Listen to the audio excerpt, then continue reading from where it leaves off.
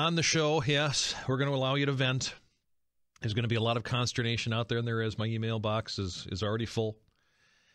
The haters have already taken to Twitter. But we'll talk about my take on why President Obama won.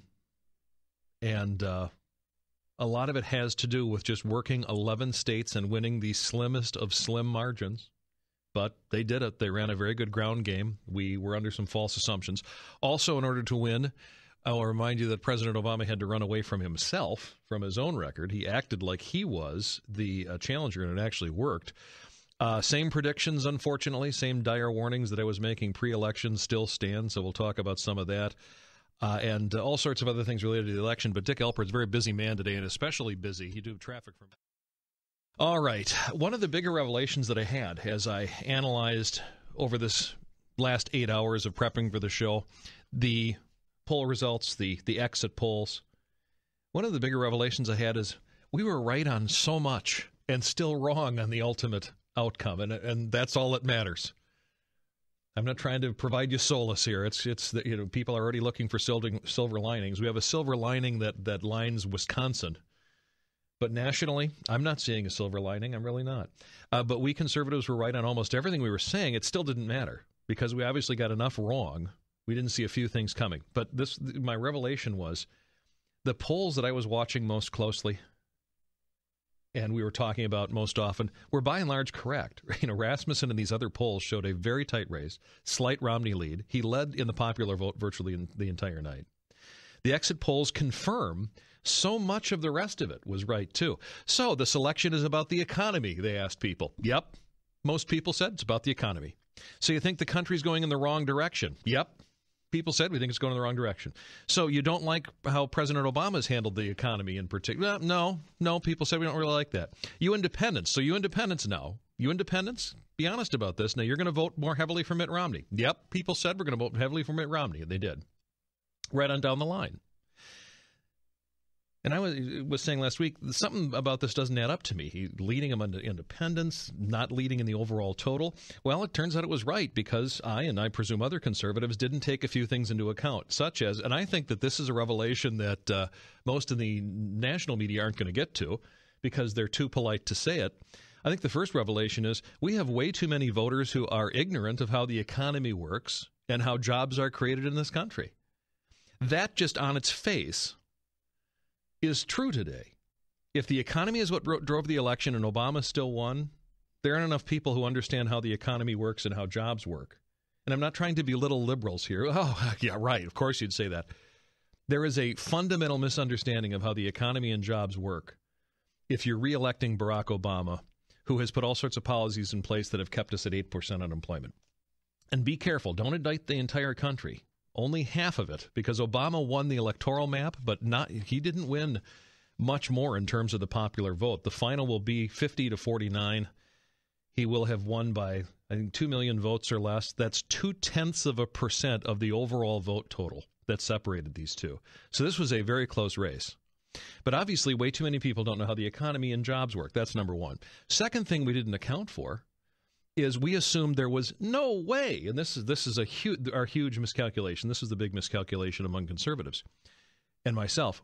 We assumed no way would they meet the 08 percentages and models for their base.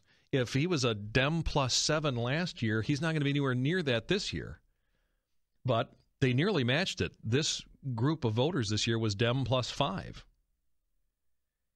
And they did nearly match African-American turnout, youth vote turnout. They did real well among single women.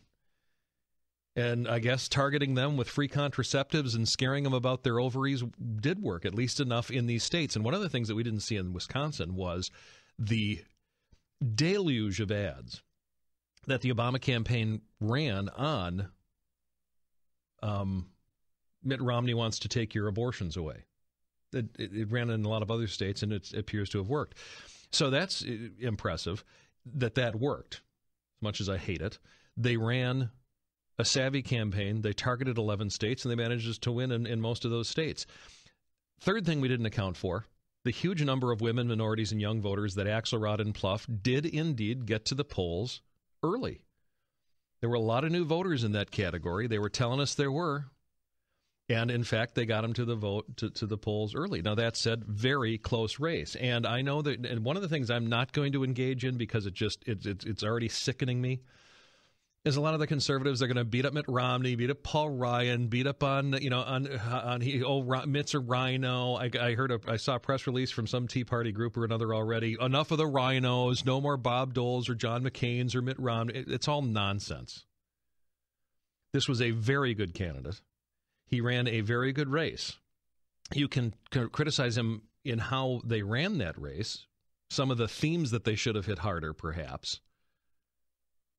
But Mitt Romney and Paul Ryan almost took out a sitting president, which is very difficult to do, especially when that president is lying about his first term and half the country is too stupid to know it.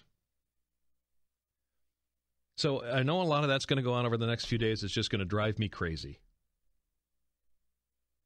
Kudos to the mainstream media. They are true accomplices in crime now. I call them the accomplice media. Boy, did they earn that label this time around.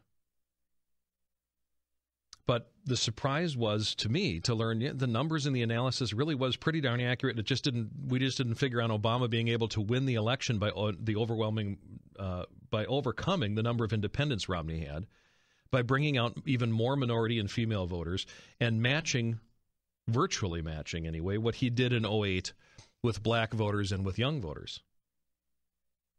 We're going to talk about what this means. There's not a big silver lining nationally.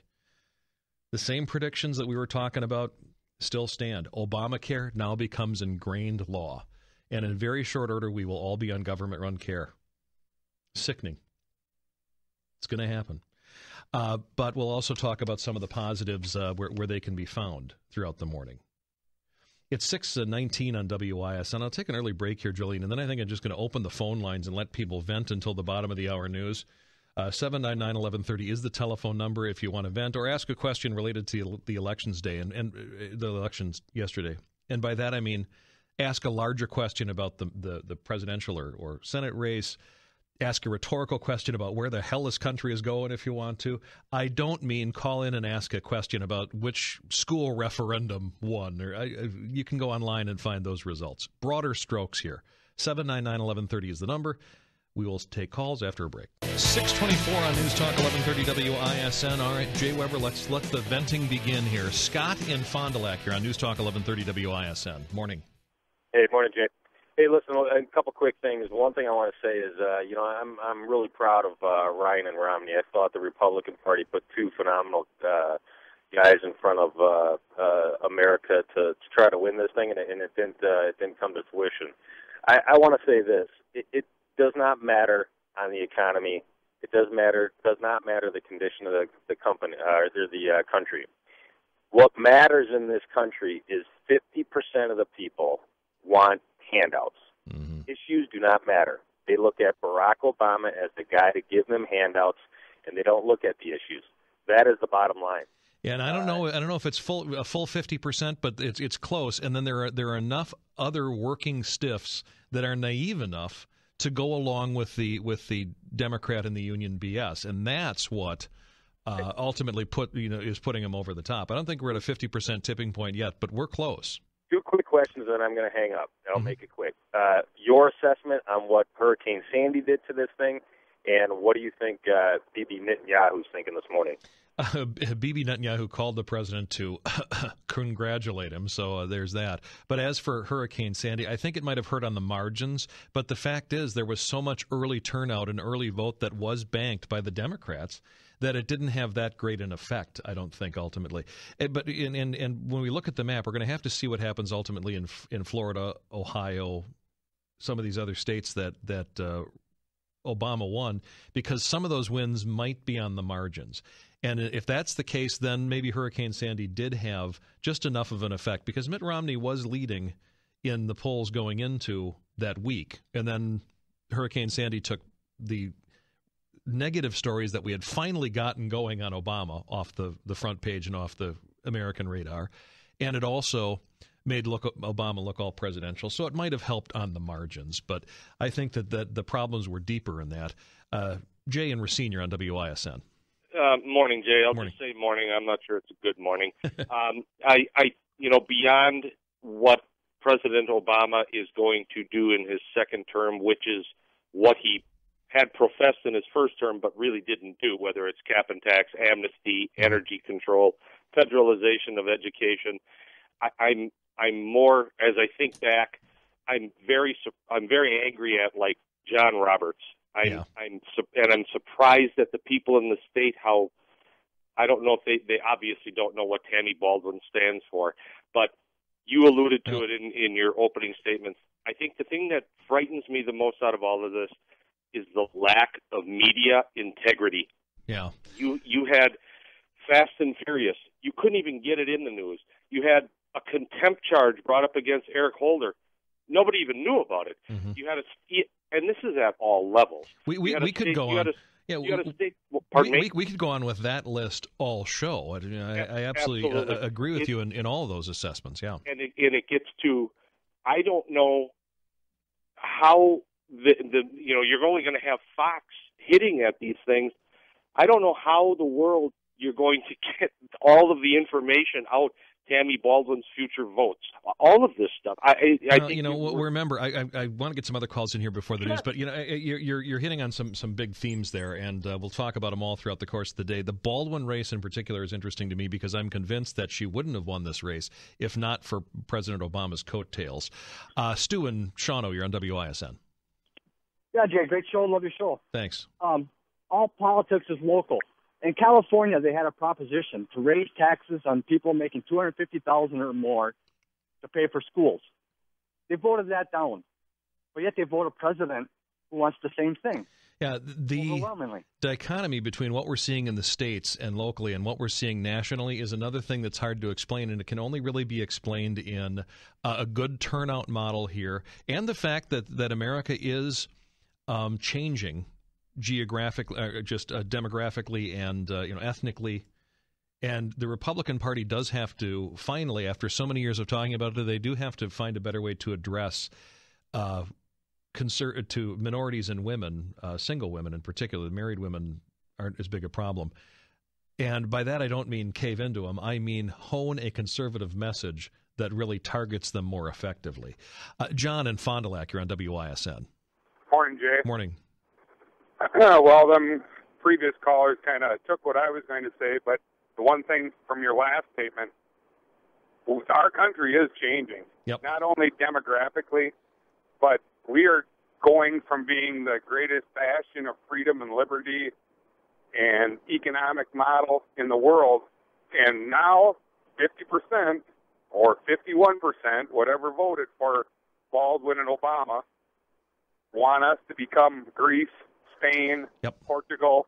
We all want to stand there with our hand out and wait for somebody else to bust their ass to give us something that we don't deserve. And the good Lord has given us our free will, and now this country is going to fall apart. Yeah, and this is what's disturbing, is that I believe the Democrats may well have, they're very close, if they haven't already hit their permanent majority that was it's been a dream for 50 years. It was Teddy Kennedy's dream, and it has to deal with, it deals with minorities, women, young people, and older people that you can get on the dole. His dream was essentially, we can cobble together a coalition that is not white men or white people, and we can do it by getting these other demographic groups onto the dole. And I'm not saying everyone who is a single mother, or everyone who's black, I'm not saying everyone in those demographics is moocher, taker, leaker, but the Democrats over the last 50 years have been very effective at making sure that high percentages of them are, and Obama's been very effective in getting even more of them onto the dole. A lot of people are on welfare and food stamps now because they have to be, because they can't find a job in the Obama economy. He's done them no favors in that regard either. So I don't want to paint with too broad a brush here, but this is the reason that he won some of these states yesterday. I mean, consider this. The left's turnout for maybe the worst president in American history was amazing in the states that they needed it to be amazing in. And a lot of this micro-campaigning and micro-targeting, they can micro-target messages and micro-target the campaign now. They're very good at it on the left side of the aisle. They just are. And we'll see how close Florida and Ohio are. If they're within a few thousand votes, you might be able to make the case that they've also become very, very good at cheating. But most of these states show a wide enough margin of victory that cheating wasn't likely a deciding factor. You can steal 1,000, 5,000 votes. It gets more difficult to steal 10,000, 15,000, 500,000. But definitely the demographic of America has changed, and conservatives and Republicans do have to find a way to target those demographics with a strong conservative message. 632, Ken Herrera's here. Karl Rove made the point last night of saying that if the white male turnout, if the white turnout wasn't higher than 54%, Romney would not win. It was 53%. Yeah, and it's been dropping every year. It's dropped every presidential election for the last 4 or 5 presidential elections. Basically, and the statement was made, white men have become the minority in this country. Well, and look, these groups aren't going away. When it comes to just birth rates, you have the minority communities that are cranking out babies more than white people are. You have more and more single mothers and single parents, both sexes, because we're focused less and less on the institution of marriage and believe that more and more you can just live together. These demographics are only going to increase. Yeah, in fact, they said last night during the coverage, for the first time in history, the number of single women, the number of adult single women is higher than the number of married women. And I think I saw a statistic where the number of babies being born to single moms in the poorer white community has hit something like 40% now. Yeah, it's just and the Democrats have wisely over the years aligned themselves with these groups. So now that the minority groups are no longer in the minority, they're in the majority. This is, again, we get back to what Nancy Pelosi, when she was talking about the permanent majority of Democrats.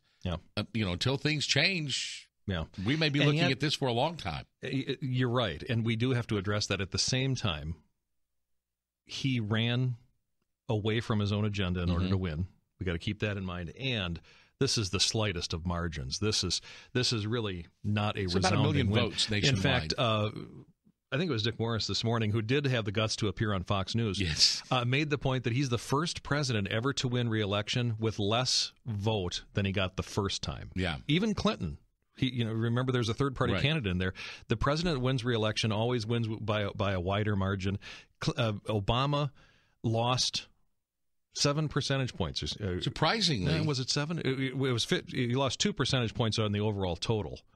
But I think in terms of Democrat support, he was talking, he lost several. Surprisingly, turnout was down in most states yesterday. Yeah. And in fact, in most of the states where turnout was down, it was lower than it was not only in 2008, but in 2004. So that also, there was a great get-out-the-vote effort by Democrats, and I thought Republicans were on their game, but apparently regained control of the Senate by at least 1 seat, probably 3, though. There is one very tight race. It's Democrat Jessica King against Rick Gudex. It's in the Oshkosh area. It's heading to a recount. Gudex won it, the Republican, but only 458 vote margin out of 85,000 votes that were cast in that race. There's also a special election that will be coming up that is definitely going to go to a Republican because it's in a heavily Republican district. The bottom line is Republicans will have a 3-seat majority in the Senate, and they firmed up control of the assembly. So, yeah, and that's the good news. We already know what's happened nationally, which wasn't so good. Just letting people vent this morning. 799-1130 is the telephone number. Going to talk about the races or talk about America going to hell or whatever you want to do. I'm letting people vent and working analysis in between. Katie sends this. She sends it to talk show host, which I love. She says, try to convince us that Tommy Thompson was the only one that could beat Tammy Baldwin. He had too much baggage and no money. Hovde had the money and no baggage. I wrote her back saying, no argument with that. Tommy wasn't my first choice, and I made that clear. That said, once he won the primary, I wasn't going to poop on his head and cause him votes that we needed to win that seat. Hovde would have been able to compete immediately. And I heard Brian Schimming last night as we were doing analysis saying, well, Tommy had to stop and raise money, and Tammy Baldwin started beating him about the head and shoulders immediately with millions of dollars because she didn't have a primary race and she had all these special interests on her side. There was a lot of truth to that, and I think even Eric Hovde would have been outspent by the left. But he would have been able to compete immediately. He made it clear, I'll spend as much of my own money as I need to get this done. He wouldn't have had to take July and August off so that he could I'm sorry, it was an August primary. He wouldn't have had to take August and most of September off in order to fundraise and then slowly, rather clunkily, get up on the air. And if you remember, what woke up Tommy Thompson's campaign, this is something else that I never get credit for these things. What woke up Tommy Thompson's campaign was me. I went on the air one morning and said, sorry, but where the hell is Tommy's campaign and what is he doing? And after that, it got better. The last 4 to 6 weeks of this race, it was better. But no argument, Kate. Now, on Mitt Romney, for those who say Mitt was a mistake, and you're going to hear a lot of that today, bullplop. Who would have been better? Santorum? Gingrich? Please. We can talk about that more if you want to. But Chris in South Milwaukee, you're on WISN. Hey, Jay, I look at things a little differently. I don't want to say it's a conspiracy, but I think when you look at the fact that Pennsylvania and Wisconsin, battleground states that they were, both had their voter ID laws held behind their back, I think that that may have been a factor. I mean, well, the reason it wasn't is we're talking about a 200,000 vote margin in Wisconsin here. I think it's virtually 200,000 votes that Obama won by. That's not cheating. I mean, you can make the case that the most rigorous amount of cheating that might go on can get you 5,000, 10,000 votes. I mean, that is a pretty good cheating operation. 200,000, no. Oh, he already left us. Okay. Tim on the South Side, you're on WISN. Hi, Jay. I just want to ask you, what impact do you think that Colin Powell and Chris Christie had on this election? I don't know. I don't think that either of them had much of an impact. Do you? I mean, when it comes to Chris Christie, there were people like Laura Ingraham and others. I think, Laura Ingraham and others that were beating him over the head and shoulders before the race was even over last night. Why? Because he was gracious to the president when he came to what is a Democrat state. He just happens to be the leader of. Yeah, but you know what they said in the poll? They said that many of the voters, they predicated their vote on the fact that, the president did such a great job, which he didn't in the eastern states, because the people are still complaining. I mean, they're out of homes. And they predicated their vote on that fact. Well, I haven't seen those numbers yet, but if that's the case, then we really do have enough of the electorate that is just idiots. And I'm not saying all are. Most of us aren't. Most of us watch these things. But unfortunately, and we've argued this for years and generations now, the people who decide the races in America are the ones who are paying the least attention quite often. David in South Milwaukee, you're on WISN. Hello, Jay. Morning. Well, the conservatives who think that they can regroup and just go after Hispanics and go after the women, Barack Obama said he was going to fundamentally transform this country. Yep. We didn't have that message out there. That's what he did. With health care, you ain't going to have 30 or 40% dependent on the government. Everybody will be dependent on the government, and there'll be so many people voting for larger government to give me that hip replacement. They won't care where the money is coming from. And this is why I don't have optimism long term. I explained this before the election, and nothing has changed. When you have that many people, how are we going to provide health care and health? How are we going to pay the bills for 313 million people? We're not. It's going to bankrupt the country, and as you say, it's going to make us all subjects of government. Long term in America, I'm not bullish. I'm not. Yes, Jay. And one other thing I would say, I really didn't like Romney and these moderates. And his speech last night, he said, this is not the time for partisan bickering. Well, I'm not really willing to come together for somebody who wants to push class warfare, dependency, and the road to Europe. We stand on our principles, and if he wants to call it partisan bickering, I am sick and tired of these moderates. I'm not waving the flag. I'm absolutely with you. We are not going, and he Obama and the Democrats are now going to claim some sort of mandate, and this is how we should take this country now, and Barack Obama has to raise taxes on the rich, on and on and on. He lost by a horsehair. I mean, he won by a horsehair. Mitt Romney lost by a horsehair. He won election by an overwhelming margin, and he screwed up to the point that he almost lost his reelection and only survived it by a whisper. This guy doesn't have a mandate for anything. And Republicans and conservatives in Washington shouldn't think about giving an inch when it comes to standing up for America's basic principles, no higher taxes, no socialist health care, and on and on and on.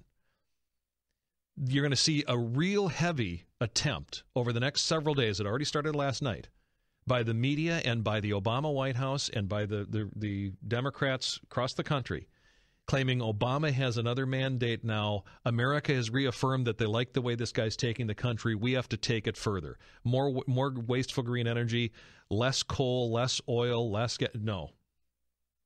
He survived by the skin of his teeth, and he doesn't have a mandate for anything. Joe in Waukesha, you're on WISN. Hey, Jay, good morning. Morning. Hey, I was wondering, now that he's got these 4 years to go here, do you think the media, do you think they'll change maybe a little bit and go after him on Hurricane Sandy and Benghazi and all this, or do you think we're going to have to deal with this the next 4 years? No, they're going to look at Benghazi now as now we have to cover it up or we're going to ruin his chances to lead over the next 4 years. No. They always have the next excuse around the corner. I don't expect that at all. There might be a little bit of shadow boxing. They might claim, we can get tough on these stories now. No. The grumbling about Hurricane Sandy is going to continue, and that they're going to have to cover because that's in their backyard. And I mean their backyard. A lot of these reporters on the East Coast are affected by Sandy. They lost their homes or they lost their summer homes. A few of them I know lost their summer homes. They are going to hear their neighbors complaining. They're going to be grumbly and complaining. Those stories that they're now going to cover. That's just going to get worse. Benghazi, I think they'll continue to largely cover up. Thanks for the call. Tony in Milwaukee, you're on WISN. Hi, Jay. I just wanted to comment. I guess I'm so shocked at the results, but not really. And I poll watched yesterday for 10 hours, and by noon I knew it was over for Romney. And this is why. I believe that the 51% of Americans really they don't want to work. It's over. The dependency lifestyle is acceptable. In fact, it's more acceptable than working hard and sweating and the sweat equity. I see the moral compass is gone. I see the work ethic is gone. I see the pride in success is gone. I mean, if you are, even among my friends who are Democrats, if you have a personal success, you have to hide it. I don't understand the way society has moved, and I'm sad for my children. Well, yeah, and I'm sad for the future. I really am. I can't be real bullish on America's future. And, that said, if we're going to change anything, it is going to have to come from the state level. We're seeing a movement in the states that hopefully can at some point hit the national conscious. But we do have the rising stars on our side of the aisle. We have not just Ryan, we have Rubio, we have Jindal, we have a whole litany of rising stars in our party. And they have who? Tammy Baldwin and the white Cherokee, Liz Warren. So, I mean, there is some optimism that the future might bode better than we think it is now for Republicans. At the same time, the overall culture, the overall nod to laziness and sloth, I'm absolutely with you. It drives me crazy, and it's going to help ruin this country. I have such interesting stuff here today later in the show. Right now, I just want to let people vent, but I have a letter here from a small business owner, listener to the program. She says, we have to sell our company. We barely survived the first term of Obama. That's the type of real-world effect this is going to have. And then we can also talk about the fiscal cliff that the president will take us over one way or another, and the fact that Obamacare will be implemented now. In 2 short years, by 2014, if not before, fully 1/3 to 1/2 of employers in this country will dump us, their employees, onto glorified Medicaid. That's just for starters. Very quickly, all of us will be. It's one of the reasons I can't be real bullish on the future of the country. By the end of Obama's term, coal will be either dead or gasping for breath. Oil will either be dead or gasping for breath. We may well have a true energy crisis on our hands because we can't keep the wind turbines turning. And we've got socialized medicine, and that changes the dynamic of every culture that has it. We're now subjects to government. So I wish I could be bullish. I'm giving it to you straight. Not going to be. Rush can seem to find optimism in anything. Maybe he can find some optimism in this nationally. The optimism I'm finding is locally and statewide. Jolene says he can afford 4 years of Obama, the rest of the country can't. Yeah. Rush's line has been, I can afford 4 more years of Obama, but we can't afford a country that would reelect 4 more years of Obama. Yeah. Chance and Allenton, you're on WISN. Yes, good morning. I am major confused. How can Wisconsin, who survived a recall for Walker, whose policies economically are diametrically opposed to Obama, and turn around and take control of the Senate and the House so we can turn Wisconsin around, how can these same people turn around and justify voting for Obama, whose policies are opposite of what they just voted in for Wisconsin? Yep, mystifying to me, too. I haven't seen the actual Wisconsin map yet and the breakdown. One reason is that the Obama team clearly got more urban blacks and more youth to the polls. I don't know about the rest of the state, though. That in itself doesn't make up an extra 200,000 votes. There's something else that had to go on here. That's true. And then Ohio and Virginia and West Virginia and some of those states who have industries related to coal, who Obama has said he's going to crush their jobs by making coal obsolete, turn around and vote for him too. Yeah, it really is mystifying. It's one of the reasons that I think something that we were missing as analysts is something we were missing, quite bluntly, is we don't realize how many people just don't understand the larger economy and how it works, or who creates the jobs in America. And if you think that's ridiculous, dead on accurate. It's one of the reasons that he won re-election. We're going to have to take a break now for news, but we'll take more calls after 7 o'clock. I have Leah Vukmir in the 8 o'clock hour. She's going to talk about the gains that GOP made in the state Senate yesterday. We have Ron Johnson ahead as well, so stay tuned. It is 9 minutes after 7 on News Talk 1130 WISN. Good to have you along. 799-1130 is the telephone number. I've been taking calls, letting people vent, and I'm going to continue to do that after a bit of commentary here, because in your venting you also bring up several different angles to our coverage here, and I think it's pretty interesting. It's been pretty interesting for the first hour. We'll keep it going, but a little bit of commentary interspersed, and I know that most listeners are depressed today to this radio station anyway. It's really disheartening to see Mitt Romney lose when he seemed to be such a great candidate for the times and an antidote for what ails us. This only to see half of the country back this current disgrace of a president again. And he is a uniquely bad president. He really is. And we've been talking about some of the reasons for why he could be reelected. I think it was Karl Rove or Dick Morris. Somebody yesterday said this guy in a traditional America, more traditional America, wouldn't have been reelected. But now the demographics that used to be much smaller, minorities, single women, the unfaithful, those that don't go to church, they're larger now and can be cobbled together to reach 50% of the country, at least in a number of these states. I noticed we've always been a divided country, city to rural. Wow, are we ever now? Rural America versus the big cities. It really is rural America versus the big cities.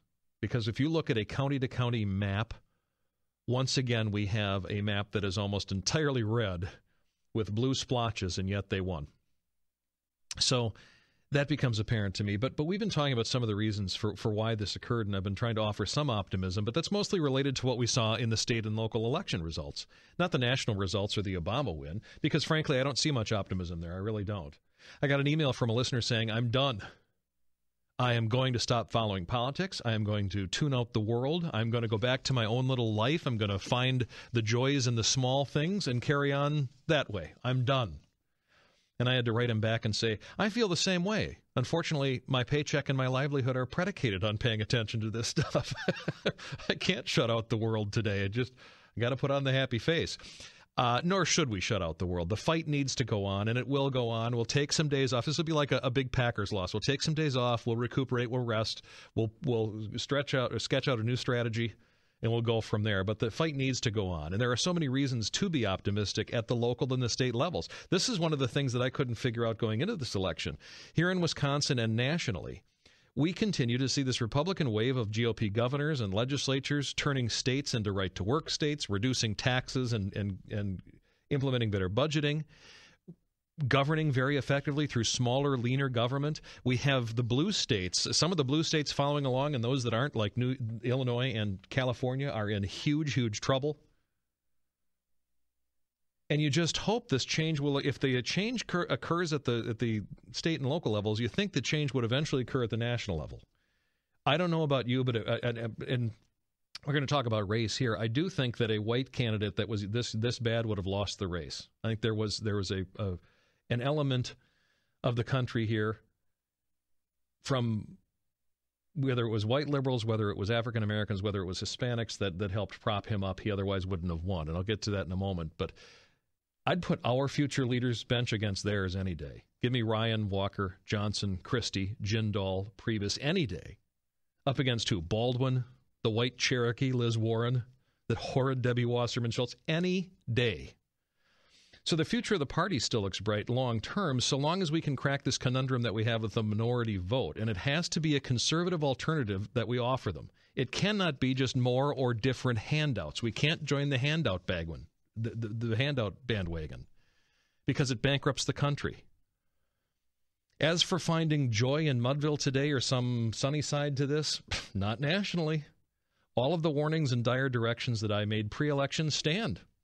They're in fact reality now. Obamacare is law. Rock solid. It'll be implemented. About 2/3 to 1/2 of us will be dropped from our employer's insurance immediately in 2014, if not before. We'll have to rely on glorified Medicaid. We will be the subjects of government, the toys and pawns of government bureaucrats. No doubt now. That's short term. Long term, every American, even those of you smarmy unionites who supported Obamacare, trust me, long term, you're on crappy government care too. You've been promised you can keep your own union and coverage? No, that'll go away. Obamacare is now law. And looking back, John Roberts did a huge disservice to this country by engaging in all sorts of idiotic, illegal contortions to claim that it was constitutional and it could stand. He's a disgrace of a Chief Justice.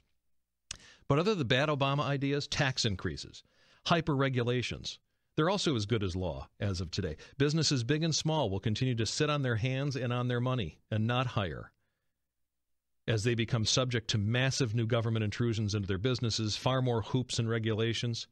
We're told Obama's team has hundreds, 400 or more, new regulations on businesses ready to roll out. They've already implemented hundreds. Then there's the fact that in 4 years, by presidential fiat, Obama will complete the death of coal, oil, natural gas, very likely. The EPA and in the Interior will work in concert to ban fracking and find ruses to shut down oil and gas drilling even on private lands. Mark my words.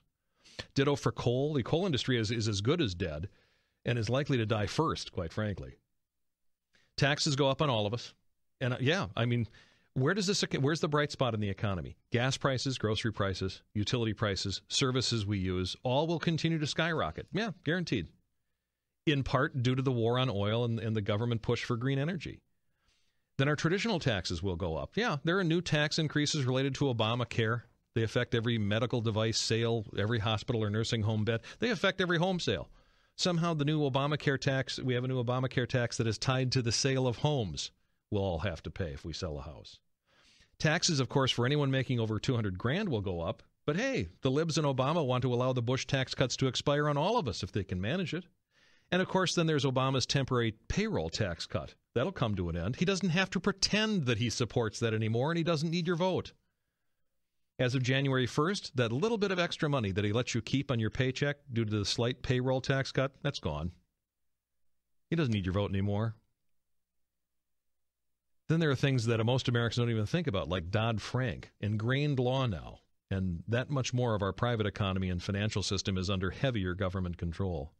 So you liberals and Obama supporters, you've done some real damage to yourselves as well as the rest of the country.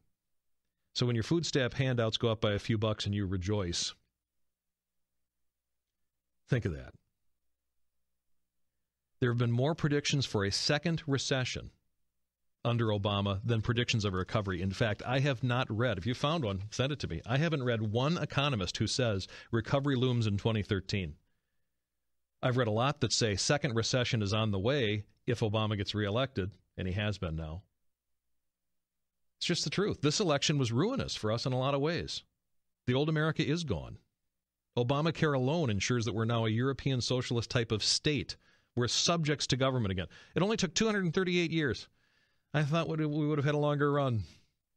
The founders' dreams of true freedom and liberty dashed in 238 years. And I don't mean that America ends tomorrow and I'm just sad and everything is awful and down and dour. We're going to be able to maintain our current standard of living for a while, at least. But we are a far cry from the... In fact, a lot of the nations around the globe that are in their industrialized heyday and looking ahead to better days. It's hard to find better days ahead for America in election results like this, because half of our countrymen have voted to reelect probably the worst president, certainly the worst president of modern times, maybe one of the worst presidents in history. A guy who has just been openly hostile to this country and that just lied about it all to get reelected. People bought it. Rich in Brookfield, you're on WISN. Hey, Jay. One of the things that's really got me down is the fact that the Democrats took a bigger margin in the Senate, and the judiciary that Obama is going to fill with radicals and the Supreme Court. Anything that we try to do, they're just going to take it to their friends in the court for the next 30, 40 years and just have it all shut down in the courts. Well, and Ruth Bader Ginsburg is getting so far up there, she might already be dead. She is certainly going to step down, I would think, over the next 4 years now, because when they get to retirement age, when they get to the point where they really realize, okay, I'm not going to do this much longer, they try to time their departure so that someone in their own party can, of course, renominate a liberal. Yeah. And, all the old ones are going to. Yeah, so under Romney, we could have gotten Ruth Bader Ginsburg out, maybe Kennedy out, and he's sort of that flip-flop vote. And now Obama's going to be able to install someone in that position, very likely, that is going to be there for another 30, 40 years. Yes, then we have Justice Roberts, who, thanks to him, virtually assured we have Obamacare now. Tom in Menominee Falls, one guy put us on this path. Tom in Menominee Falls, you're on WISN. Hey, Jay, bad morning, but I guess we move on. Yes, we sally forth and we move on. I now am going to relax a little bit. I can focus more on the Packers. I can focus more on the holidays coming up. I can focus more on my deer hunting. Find diversions that way. Yeah, there you go. 2 weeks, deer hunting for a week and a half. Anyway, my question to you is, we heard the last 4 years we've been hearing, I inherited this mess. Now, how is he going to spend this inheritance? Well, there you go. He doesn't have to anymore, does he? The guy doesn't need any more excuses. He doesn't need to talk. He hasn't been talking to the media. If you think that he hasn't talked to the media or been forthcoming on Benghazi or Fast and Furious or any of the rest of it, now he doesn't have to say anything. Now it's just no comment from here on in. But it's also what's so damaging with this president in particular is he has made it clear, I'm just going to go it alone. I am going to do things that are unconstitutional and extra-constitutional, and the Republicans aren't going to do anything about it. He knows. The EPA is going to implement cap and tax. The EPA is going to implement regulations that make it virtually impossible for any coal-fired plants to ever be built ever again, and will shut down more of the existing ones. They're working on all of this. We know they are. This isn't guessing. The EPA is going to ban fracking because they hate it that Obama has stopped oil and natural gas drilling on federal lands, but he can't reach the private lands. How are they doing that exploration on the private lands? It's almost entirely fracking that they're recovering that oil and that gas. So they'll ban that. They have the EPA has redefined what a waterway is to mean any little puddle that holds water, quite literally. So if you're a private landowner and you're drilling on your land and you're saying, screw the EPA, they can't touch me. If there is a puddle that holds water on that land, they're going to have an excuse to shut you down. This is going to get super ugly. Greg and Teresa, you're on WISN. Hi. I woke up this morning and I was wondering how Wisconsin might have looked had our voter ID law actually been in place. Well, this was a 200,000 vote win for Barack Obama, so it wasn't cheating that cost Wisconsin. It was a very good turnout that the Democrats had. They did a very good job of focusing on 7 to 11 states, really putting all their energy and effort into that, running a $100 million campaign in a lot of these states, not Wisconsin necessarily, but the others, that destroyed Mitt Romney. So he had to rebuild his reputation. And then targeting the voters that they needed to get out. The exit polls, if you're just waking up, they show that it was large numbers of blacks and Hispanics and women and young people. And what the biggest mistake that we analysts made is we thought there's no way that he is going to be able to reach the enthusiasm level that he had in 2008. We thought it was a D+7 last time around. It's going to be a, D+1, D+2? Nope, D+5. You match the number of young voters that were out. They were 18% of the vote in 2008. They were 19% of the vote this time. The Obama team, as smug and arrogant as they were, Axelrod and Pluff strutting around, they were certain that they had banked enough early votes that they could pull this off. And they did. You can hate them for it, but they did. They were right. Their ground game won. Rob and Mequon, you're on WISN. Good morning, Jay. Morning. Everybody's going to Monday morning quarterback, and they're going to say maybe Romney didn't do the right things or the issues weren't right. But I really think everybody's missing the point. I think it comes down to really one issue, and that's that the press was campaigning, the mainstream press was campaigning for Obama. It's hard to beat that. Yep. I talk to so many people that are educated people, and we talk about some of the issues, and they had no idea what was going on. And if the mainstream press actually reported all the things a few minutes ago that you outlined, all the things that are possibly going to happen because of Obama, that we're going to become a socialist society, if all these things actually came out, and mainstream people that actually do watch the news, they watch the ABCs, NBCs, CBSs, all that was reported, I think it would have been a landslide the other way.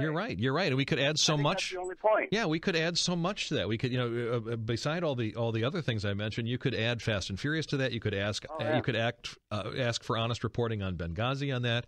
You could ask for honest reporting on Hurricane Sandy on that. Yes, and I'm as disgusted as you are, maybe even more so, because I used to belong to that journalistic community, and it just is an absolute embarrassment. And there are some people that I've lost all respect for. They are just absolutely dreadful people. David Gregory is one of them. I mean, they're just dreadful. They're dreadful people. It's hard to beat them when they're the ones that are reporting to. Well, because they can do two things. They can put up a wall against any bad news. They won't report on that, and they can report only positive stories on Obama. Yep. Yeah. Thanks for the call. I have called them for many years now. I think the accomplice media, as in a partner in crime. They really earned that label over the last 4 years, and certainly over the last year during this campaign. Joe on the north side, you're on WISN. Hi. My biggest thing is that there seems to be no home for the black conservatives here. Every time I've listened to the television and to some of the talk show hosts, it's like there's no home for us black conservatives. It's like, there's the Democrats, which is mainly the minorities, and then there's godless and whatnot. And then on the Republican side, they always talk about, then there's the whites, and the whites didn't have as much of a turnout as they should have and whatnot. And it's like, I'm not feeling embraced as a black conservative. Well, no, and one of the things that we also do routinely, because just in the interest of time and in generalities, you have to paint in broader brushes, we all talk about the black community as though it's a monolithic thing. Right, exactly. And it's like, I found my home here and the conservative side. And for some reason, it's like, well, maybe some of the reason why they won is because there are some disenfranchised people out there that's like, you know what? Yeah. At least they take the rest of us over there. Here we still feel like second-class citizens. And this is why the numbers bear this out. You hope that Republicans and conservatives are really watching this time. This is why on our side of the aisle we have to start focusing more directly on the black vote, the Hispanic vote, the single women, the young people. Obama's been a disaster for young people. And Mitt Romney didn't really focus on that as effectively as he should have. And I absolutely agree with you. At one point in time, I was thinking about, for the black conservatives in this audience, cobbling together and trying to find other like black conservative websites and trying to sort of form some at least smallish community. And I think that that's the type of thing that we have to start doing as conservatives. I hope so, because, even though small communities will be a start, but I think it needs to be embraced on a larger scale by, the whole thing, because it's just not a widespread thing. Well, that's it. And the smaller communities start grassroots, and then they build into the larger thing. Thanks a lot. Thanks a lot for the call, Joe. Very good call. And it is one of the missions that the Republican and conservative side of the aisle has. My biggest concern, and I'll ask Ron Johnson about this in the 9 o'clock hour when he joins me, my biggest concern now is that the establishment Republicans get all scared and they say, "Oh, see, we have to appeal to the blacks and the Hispanics and the single women." And what does appeal mean to them? Join the giveaway bandwagon. Join the big government bandwagon. You will see a push to do that. Less so, I think, because Reince Priebus is a true conservative and he's in charge of the National Party, and less so because our stars right now are of the conservative mindset. But you will see that push from the Lindsey Grahams, the John McCains, those establishment, the Mitch McConnells, very likely, which concerns me because he's been a pretty darn good Senate leader. I think that he'll read these tea leaves and say, well, we got to start giving into some of this stuff. The next couple of months in particular are going to be a real test for those establishment Republicans who we have slapped around since 2006 now and held by the collar and said, look, we got to be a conservative party. They're going to run a shrug out of that shirt now and go a different way. It is 7:42 on News Talk 1130 WISN. I'm Jay Weber. We can continue to take your calls in this segment, too. 799-1130 is the number, but I'm trying to work in some analysis and some preamble, and I'm trying to inject some optimism here as we go along, but there are certain realities that do set in as a result of this election, and I've been outlining them for you, and they don't go away. There are some people that are looking for optimism, trying to give you some optimism, and at the same time, there are certain realities, and I really feel bad. I talked earlier about the hopes dashed for repealing Obamacare.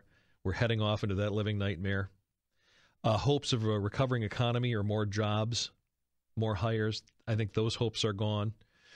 Hopes of getting the debt and budget under control, gone. Folks, the national debt is $15.6 trillion now. It will be at least $20 trillion, maybe $22 trillion before Obama leaves office. That's a guarantee now. That is a government projection. And I was saying, excuse me, I'm not crying there, I'm choking on my coffee.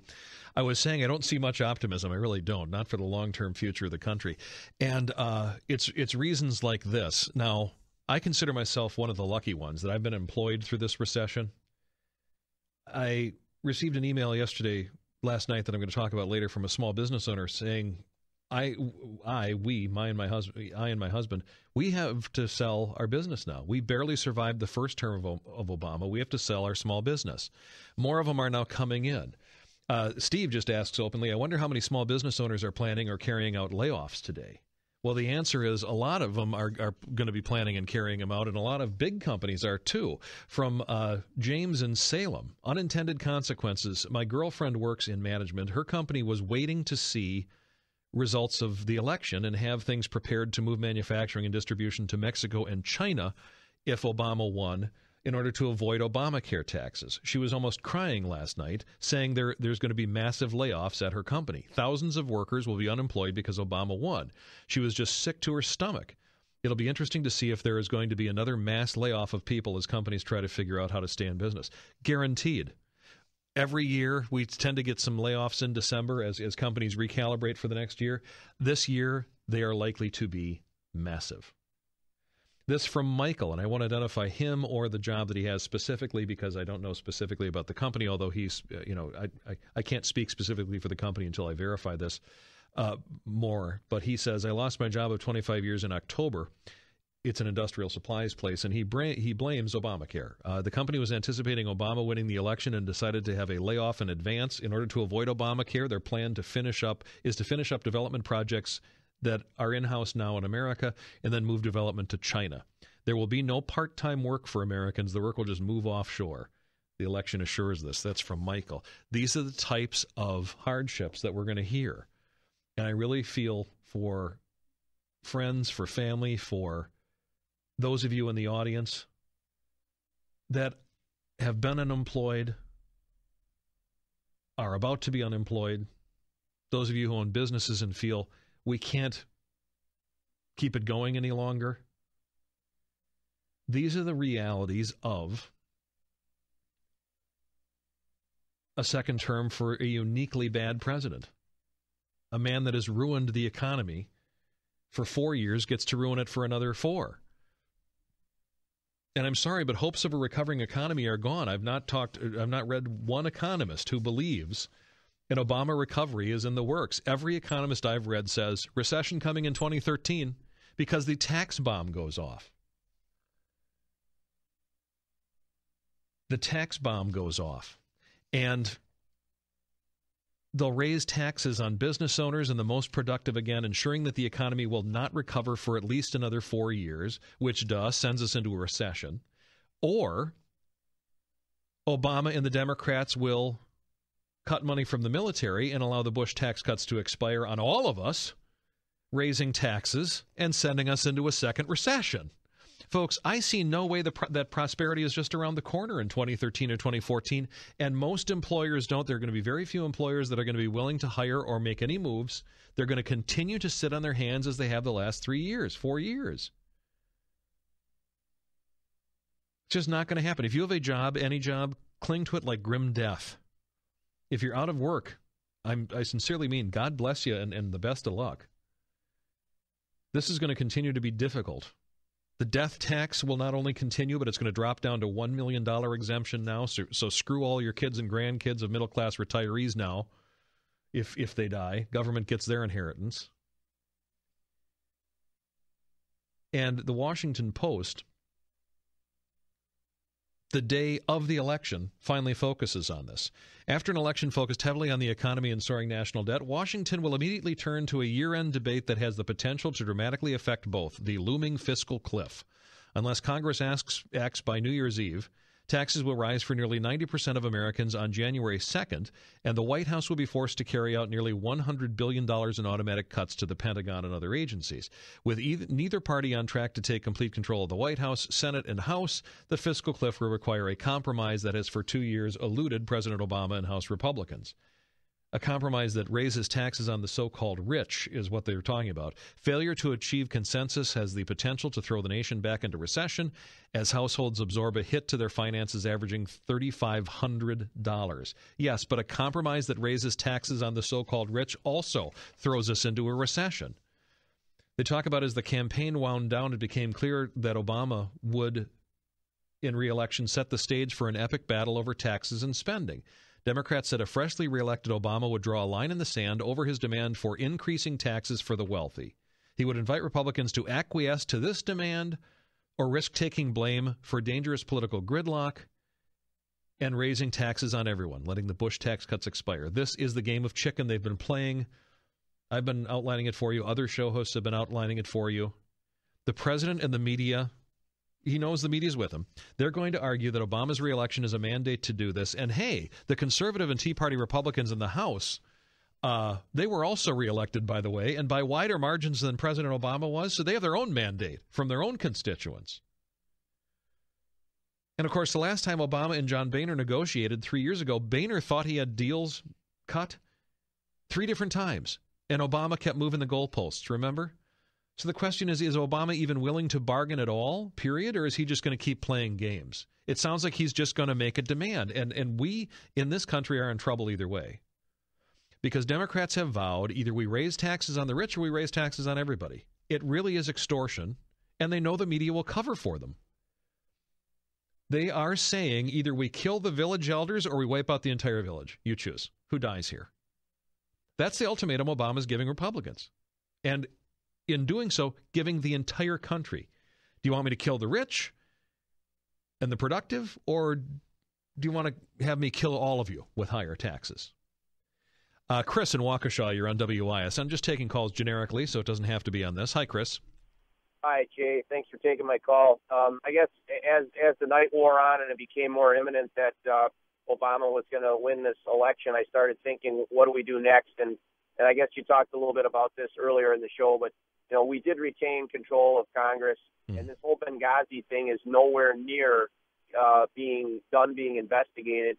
And I could very easily see, if the truth be told, and it was reported and it got out under the demands of investigation by Congress, that Obama could be impeached for dereliction of duty as the commander-in-chief. I now think all gloves should be off. Now, we've had Darrell Issa and Eric Cantor and a very few others willing to be really tough on this guy. I do think that Republicans have to respond to this by saying all gloves are off, because you already have the White House and the Obamaites, along with the media, claiming this is some sort of mandate for higher taxes and for his larger agenda. It is not. He won the first time with an overwhelming majority. He could have argued mandate then. He can't now. He won by the skin of his teeth this time. There's no mandate here. And Republicans in the House won their reelection by larger numbers. They have a mandate, too, to the people who elected them. Absolutely. And we can't, as conservatives, we tend to kind of lick our wounds. And you look at the other side. When they lose, they go to the next thing. What's the next thing we're going to do to try to subvert what just happened? Yep. And we need to, like you said, take the gloves off, not for revenge, but for what's right and what's good for America. Because in my opinion, a piece of America died last night. And every time conservatives have drawn a line in the sand and stood up for the good of America, they've won. Aaron in Grafton, you're on WISN, with the exception of this time. But, and this is one of the things that's escaping the mainstream media, by the way, and it really should be pointed out, as devastating a loss as this was for our side, please remember, in order to win, Obama had to run away from his own record and away from himself. So there's no mandate here. Just because he tricked people doesn't mean he gets to do what he wants to do. Aaron, go ahead. Hi, thanks for taking my call. I think it's more of a question. What I'm wondering is, say 4 years from now, and within the next 4 years, all the people that voted for Obama, they see our country start to really slip. Are they maybe going to think, we need to vote for a Republican? If that does happen in the next 4 years, we get a Republican in. Is it too late? Can we reverse anything that we've done? Well, if he does things by presidential executive order, those can be reversed. But the problem is the way the EPA has gone about writing a bunch of the rules, and a lot the government agencies write these rules so that they're so complicated and they take away so much that they can't be reversed. And that's the concern when it comes to any sort of cap and tax they'd implement, any sort of war on oil or coal that they would relaunch, and they're going to. A lot of these things can't be reversed because in 4 years you're too far down the road. And as far as Obamacare goes now, unless there is some new court challenge to it that would rule it unconstitutional or invalid, no, there's no going back, because the first steps of Obamacare really kill off private insurance and make insurers, some of the largest insurers, they really are going to keep and protect, and they're going to become subservient to government. They're going to be government agencies. So we'll be, by the time Obama gets out of office, this will have been fully implemented for 2 years. Also, I would think the majority of the country, even in those 2 or 3 years, is going to be on government care. You can't unring that bell. That's the reason I say the country has changed dramatically over this. We can, and I'm not saying that the country's going to go to hell in 2 or 3 years and we're all doomed. What I'm saying is this is a bell you can't unring. And long term, thanks for the call, when you look at the other models that they've used for this, whether it's Britain, whether it's Canada, whether it's Australia, long term, what happens is you become, everybody is a subject to government. And everybody eventually embraces it in the sense that people, their mindset changes. They start to believe government is supposed to provide me health care. There was an analogy the other day that someone made that I liked. It was like before, before the Soviet Union fell, Russians couldn't fathom how they'd get their bread if government didn't give it to them. Well, government gives me bread. Same thing here. There are some things we can't turn the tide on, and Obamacare is the biggest, ugliest one of them. It's a massive new entitlement, and in a few short years, the vast majority of Americans are going to be reliant on it, and they'll be supportive of it just like they're supportive of Medicare or Social Security. And when I say they'll be supportive of it, I mean they'll be reliant on it. Don't get me wrong. I think they will hate the reduced level of care and the long waits, etc. But Americans will have changed their mentality, and the expectation will be, in very short order, government provides me health care, period. Just like government provides me Social Security, or government provides me Medicare when I get to a certain age. This will become a rock-solid right, if you will. I have a right to government health care. It's the argument the Democrats wanted to make in selling it. It's the way everyone's going to think by 2020. That's why it's so harmful. That aside, there are some reasons to be optimistic that, okay, we lost that battle, but that doesn't mean we have to lose the larger war here. And we do have a tide of conservatives at the state level. We're going to talk with Leah Vukmir and try to inject some optimism next hour. It is 8 minutes after 8 on WISN. Good to have you along, even if it is on sort of a tough day for conservatives and right-wingers. I know that not everybody listening is of that bent today, but many of you are, most of you are. Continue to get emails that are just sort of depressing, and we're going to get to some positive stuff here too. But Ken, we're talking about the number of emails I'm already receiving from people saying I'm going to have to close my business, or this is going to affect our jobs and layoffs. Ken says, I'm one of those small business owners that has been around for 20 years. In the last 4 years, I've had to cut my staffing down to almost nothing. As of last night's outcome, I'm now forced to let go the remaining employees that I have.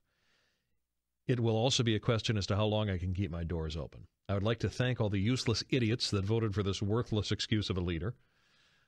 Like a lot of other people, I'm extremely pissed that at the stupidity of the people in this country. It's all me, and what I can get for free. That will end when people like me close our doors. Thanks for all you do for freedom, Ken. And then, what's that? A greedy businessman. Yeah, he's losing his livelihood. Mulugeta also writes in, Jay, I listen to your show every day while driving to work. By the way, I am black. I say that on purpose because I am not one of those who, by default, voted for Barack Obama because he is black.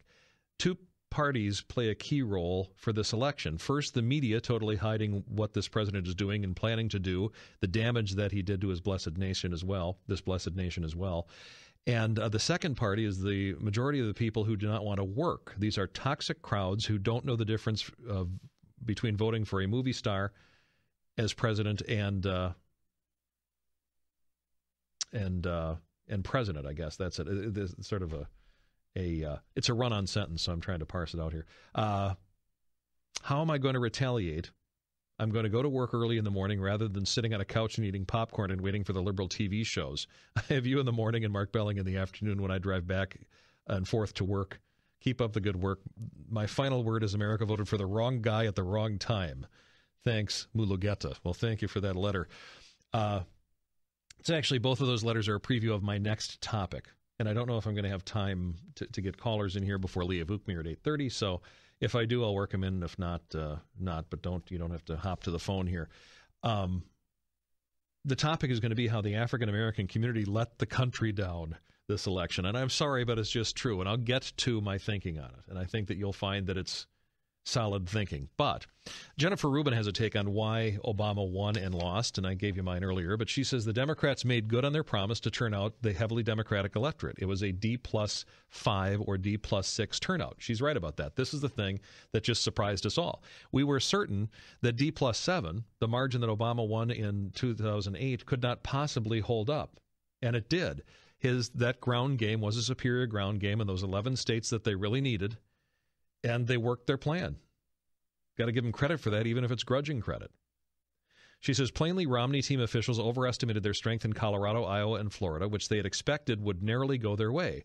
Ohio was in their minds a dead heat that could be won on the ground. It wasn't. The auto bailout and the improved economic condition in the state spelled defeat for Romney. I tend to agree with her more so than Romney's team. Romney says that Hurricane Sandy did them in. They're saying this morning that they were watching Mitt move up point by point in the tracking polls. There was some real traction there. Libya was dominating the headlines, and then the bottom dropped out with Hurricane Sandy. Obama got to look all presidential. His poll numbers went back up. Maybe that is the case, but there are also some underlying dynamics here that you can't ignore, such as even when Hurricane Sandy hit, that was about a week before the election.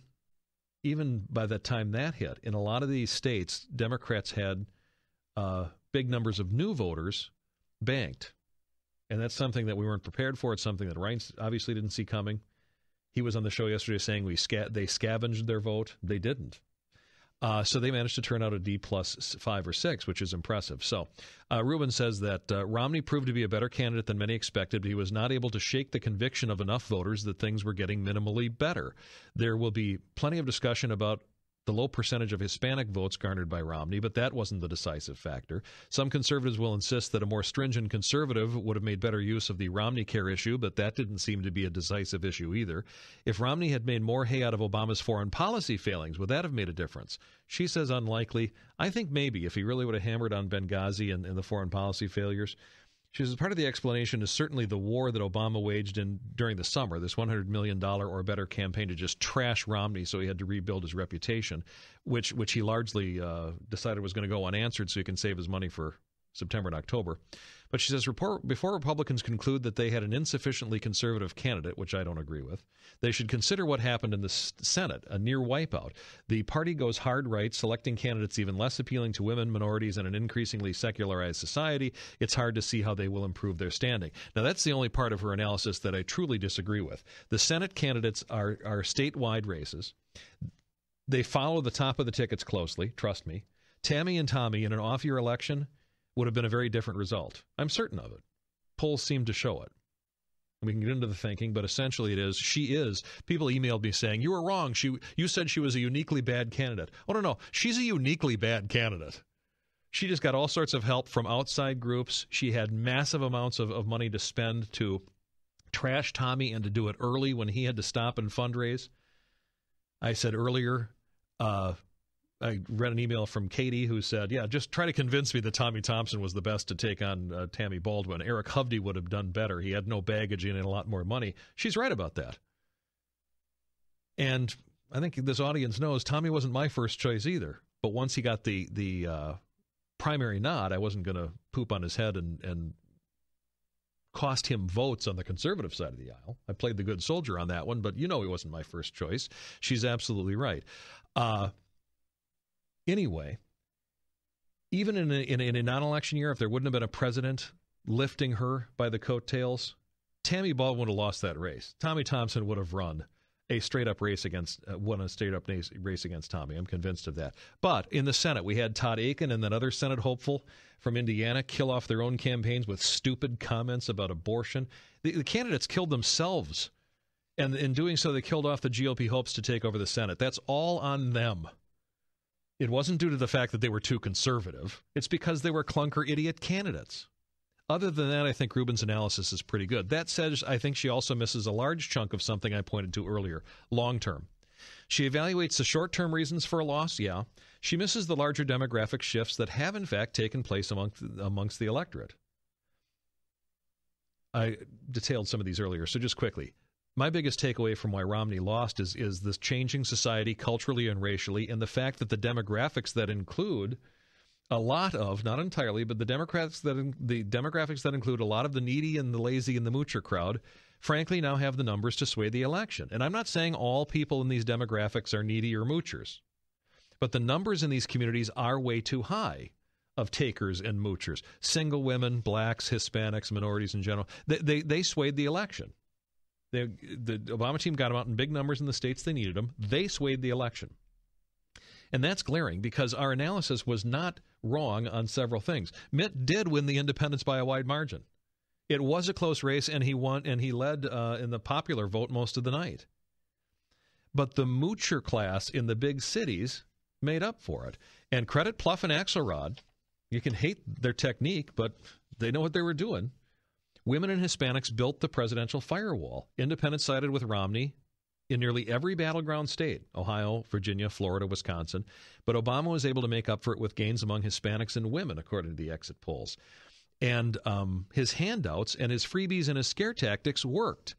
We saw him go around. I was calling him the Candyman, throwing around our tax money at people to buy their vote. He saw a bounce in support in the Latino community after he signed the DREAM Act. He just, by fiat, decided he was going to allow illegal immigrants to stay here without fear of being deported. He also suggested in the Latin communities that Romney would deport them. Single women, he gave free contraceptives. He caused them to fear for their abortion rights under Romney, threatened their food stamps and welfare if they voted Romney. So, I mean, that worked. So we really have hit a tipping point in America in which the Democrats have managed to make the handout crowd about 50-50 when you add in those Democrats that are working, the unionistas, those that still believe that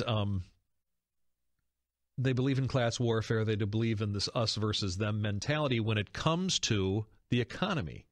It's us workers versus them management, and it can't be and it shouldn't be if we're going to have a thriving economy. So this is how they've made up the tipping point in America. The traditional white majorities have decided national elections historically in America are gone. It's given way to massively high levels of minority voters and single women who vote Democrat because they want or need government help. And Democrats may have created their permanent majority here. They might have done it. The next few elections may prove it. And I say may because this was a really close election. And I believe Obama would have lost it were he a white candidate. I think there was a real sense out there that even among those groups that supported him in general, but really knew that he had sort of screwed over their constituencies, the anti-war crowd, the black community, Hispanics, only gays and lesbians really got what they wanted out of him. But I think there were a bunch of people in that liberal left and in those groups, even among the independents that leaned that way, that said, well, we're not going to kick the first black president out of office after one term. And here's my killer point, and it might be controversial, but I just think it's true. The big takeaway from this presidential election for Democrats, the Democrat Party should have learned from this election and the one in 2008, hey, if we nominate black candidates, we can't lose because we will get all of the traditional white Democrat voters and guilty liberals, but we will also get 95% of the black vote. The black vote turned out again, not only in huge ratios for him yesterday, but in huge numbers, individual numbers. African Americans turned out to the polls huge. And it has been clear, election after election, that black voters only seem to care about skin color. Again, I'm generalizing and painting with a broad brush. Most black voters only seem to care about skin color. We've seen it in local and state elections. Now, glaringly, we're seeing it at the national level. And it is safe to make the statement, virtually all black American voters only care about skin color. It's just true. He'll end up getting, what, 95, 92, 90% of the black vote again? I mean, for heaven's sake, Jesse Jackson Jr. is in the nuthatch, and he still won re-election. He didn't campaign a wink. He's misused campaign funds. He's hiding because he doesn't want to deal with some legal issues. Who knows what bizarre issues he's dealing with? He hasn't cast a vote in I don't know how many months. He still won. His constituents know he's got black skin, re-elected, boom. So this is the big lesson for Democrats. Nominate blacks at a national level. You get 95% of the black vote. That'll be enough to carry you through. Let me bring in Bill O'Reilly and Mike Huckabee here, who appeared on Fox News. They appear to be making different points. They don't make the different. They're really making the same point in a different way. First, there's O'Reilly, who says, perhaps inartfully, but he's absolutely right, okay, this election proves that there is a huge moocher culture now. The demographics are changing. It's not a traditional America anymore. And there are 50% of the voting public who want stuff. They want things. And who is going to give them things? President Obama. He knows it, and he ran on it. And whereby 20 years ago, President Obama would have been roundly defeated by an establishment candidate like Mitt Romney. The white establishment is now the minority. And the voters, many of them, feel that this economic system is stacked against them, and they want stuff. You're going to see a tremendous Hispanic vote for President Obama, overwhelming black vote for President Obama, and women will probably break President Obama's way. People feel that they are entitled to things, and which candidate between the two is going to give them things. That's O'Reilly, and I don't disagree. And I worry about a trap that Republicans will now fall in. Oh, we have to start getting in on this. We have to start giving away things for free, too. Listen to Mike Huckabee answer the question from Megyn Kelly about race. And he does it a little bit differently, but makes a point about how we need to handle this in the future. Go ahead. Governor, what do you make of the racial divide we're seeing so far in the vote totals, showing whites overwhelmingly voting for Mitt Romney, but people of color, blacks, Latinos, and other voting more for President Obama? I don't see it as all that shocking. I mean, typically people of color vote Democratic anyway, so that's not all that unusual. It's rare for Republicans to get a significant portion of minority vote. It shouldn't be. I think Republicans have done a pathetic job of reaching out to people of color, something we've got to work on. And it's a group of people that, frankly, should be with us based on the real policy of conservatism. But Republicans have acted as if they can't get the vote, so they don't try. And the result is they don't get the vote. So that's not, to me, as much of a shock. And I absolutely reject the notion that white people are voting for Mitt Romney, black people are voting for Barack Obama. I think conservatives are voting for Mitt Romney, and liberals are voting for Barack Obama. And this country is still a divided country ideologically more than it is racially. The only thing that's wrong with that is that blacks did vote overwhelmingly for Barack Obama. It's going to be 90% or better. Other than that, O'Reilly's right. Huckabee is too in a lot of ways, because one thing we know for sure, America's only going to get more and more minority in terms of population, and we're only going to have more and more single parents, mothers and fathers, who are going to rely on food stamps or some type of government care. So culturally, we're going to continue this trend of more single parents and mothers too. The crowds looking for government help and handouts are only going to grow unless the Republican Party and we conservatives can manage to come up with an effective counter-argument to lure them over to our side. And my concern is, it's the biggest concern of this race. You watch now. We're going to have all sorts of establishment Republicans saying, see, this is evidence we need to join the handout parade. The answer to that is no, no, no, no, no. We need to develop a conservative argument that appeals to blacks, Hispanics, single parents, and there is, in black and Latino communities, there is a conservative streak on the social issues. There really is. There are strong pro-family, anti-abortion sentiments in those minority communities. Of those cultures, we need to tap into that. And notice I said pro-family, not pro-marriage. That's a topic for another time. But you get the point. This election result makes it clear Republicans need a wider strategy for appealing to minority voters, and it cannot be, let's join the liberals' parade of tossing out candy and freebies, because the country's sunk. If we go down that path, then we really do get to a point where about 30% of this country is working hard and being productive just to pay for the other 70%, and then we're Europe or worse. 826 on WIS, and I'd love to take some calls on this, but Senator Leah Vukmir is scheduled to come up. We're going to talk to her about the gains in the GOP Senate and what it means for Wisconsin, because this is where our bright spot lies.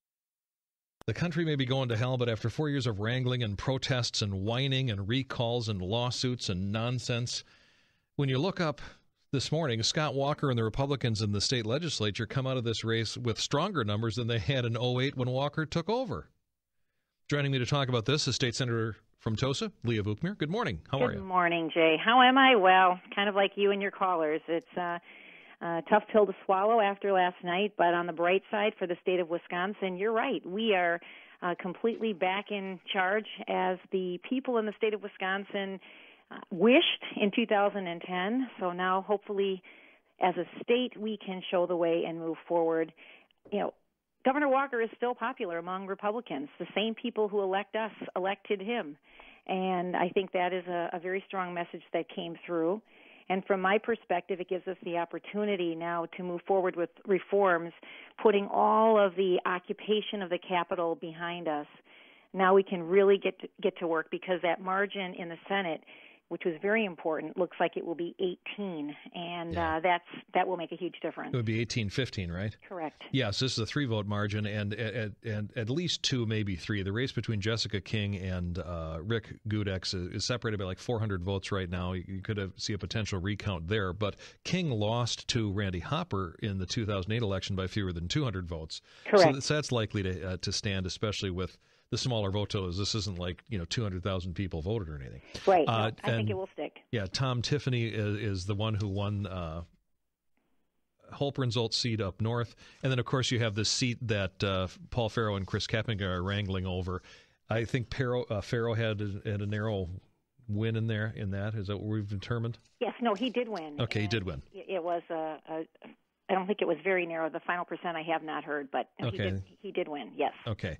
So we're set with that. See, we always knew we were going to be set with that. So it's looking forward. It will be great to have these 3 individuals as a part of our caucus. And make no mistake about it, these are conservatives. And that's the infusion that I am greatly looking forward to having in our caucus. Yeah. They're great folks. I was very happy to help on their campaigns. Now, I know that the 3-vote majority is important because it eliminates this notion that every senator in the caucus can have on every issue that, I'm the deciding vote here. I can hold up Majority Leader Fitzgerald for anything I want. How big is that? Is it nice on the margins, or is it huge in terms of how the Senate can operate? It's huge in terms of how the Senate can operate, because we always had to deal with one senator more than others, and I'm not naming anyone, it's but Dale I know Schultz. everyone knows who I'm talking about. I'll name him. It's Dale Schultz. And it was which Democrat is he going to reach out to this time so that they can drag down the process. So when you're talking about things like mining, yes, we will definitely be able to move forward with a mining bill, and it'll likely be the more aggressive version of regulatory reform that I supported that the Assembly put forth than what Dale was trying to do in the Senate. So these are all good things. It means things like reforming the GAB. It means looking at tax cuts. It's a great opportunity now, and the fact that the Assembly held strong, we know that they have a good, strong conservative base there as well. We can move forward, and I think the big message here is that if you look across the nation, yes, Obama did win.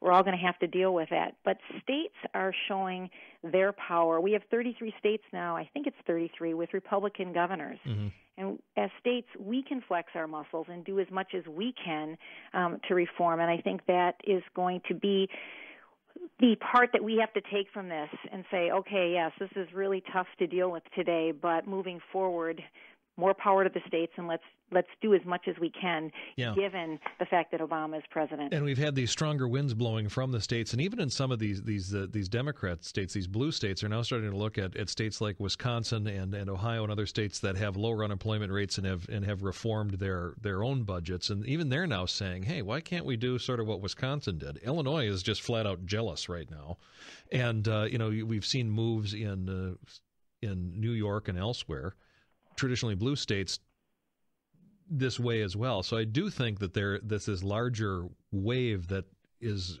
occurring in the states will keep occurring, don't you? Yes, and Wisconsin has been on the forefront of that. Let's face it, our economy is improving compared to the rest of the country.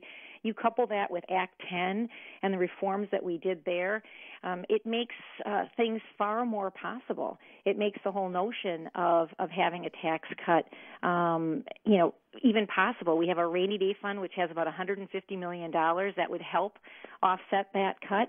In addition to a lot of great things that we're doing with the Office of Inspector General at HHS, we're looking at waste and fraud. Those are ways to shore up our state's finances and find significant savings. So these are all things that we're going to roll our sleeves up and work on starting in January, and I'm very excited that we can put the last 2 years behind us. But it doesn't mean it's going to completely go away. There will still be the irritants, and they will still be bothering us. But I think that the message has come through loud and clear that by and large, the Wisconsin voters wanted the election results of 2010 to hold, and they have showed this to us through the recalls and through the reelection of Governor Walker, and now again with the Assembly and Senate majorities. Boy, I hope you're right, but we got a lot of idle people ready to bang drums. But I do want to talk about the spring election and or the spring session and what this might mean here. And you touched on some few things. You sort of hopscotched over the pebbles.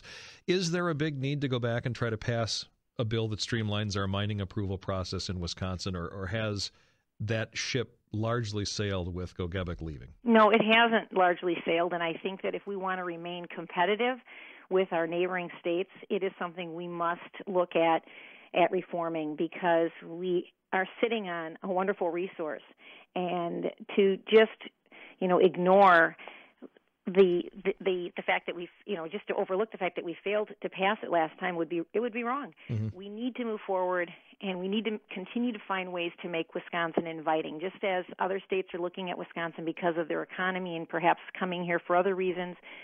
We must also look at it from the mining perspective, because that area really is hurting. I've campaigned up there. It's called Iron County for a reason, and the folks up there desperately, desperately wanted to have a mining bill put forth.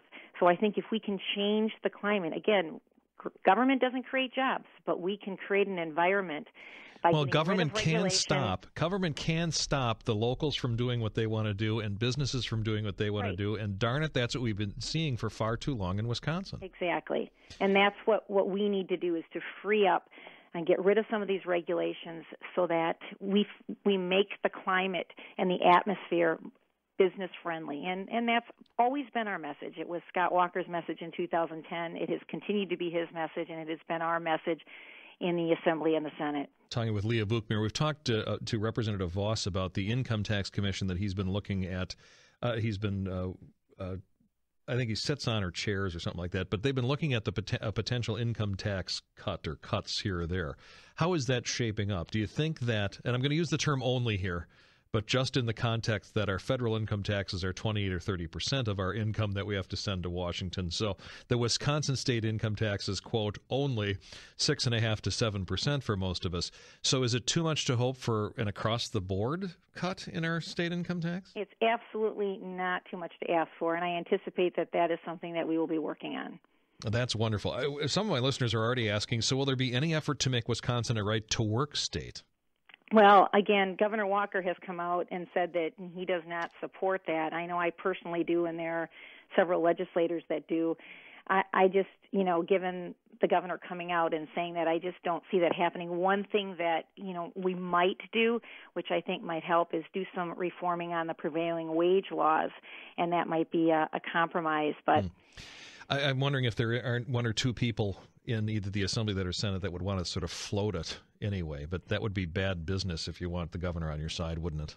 Well, I think so, and I think that's something that we haven't really talked about at this point. Everyone has been so focused on the elections, and the nice thing is that we can now stop thinking about politics and thinking about policy and good public policy. And Ronald Reagan has always said good public policy results in good politics, and too often people try to do it the other way around. When you mentioned the Government Accountability Board, and I was ready to beg you and your colleagues to either move to either reform, restructure, eliminate the GAB, which now the very name is a misnomer. What types of changes could we see there? Have you given it any thought yet? Well, I think what we're going to do is let the dust settle after this election cycle, but I think major reforms. That's my personal position.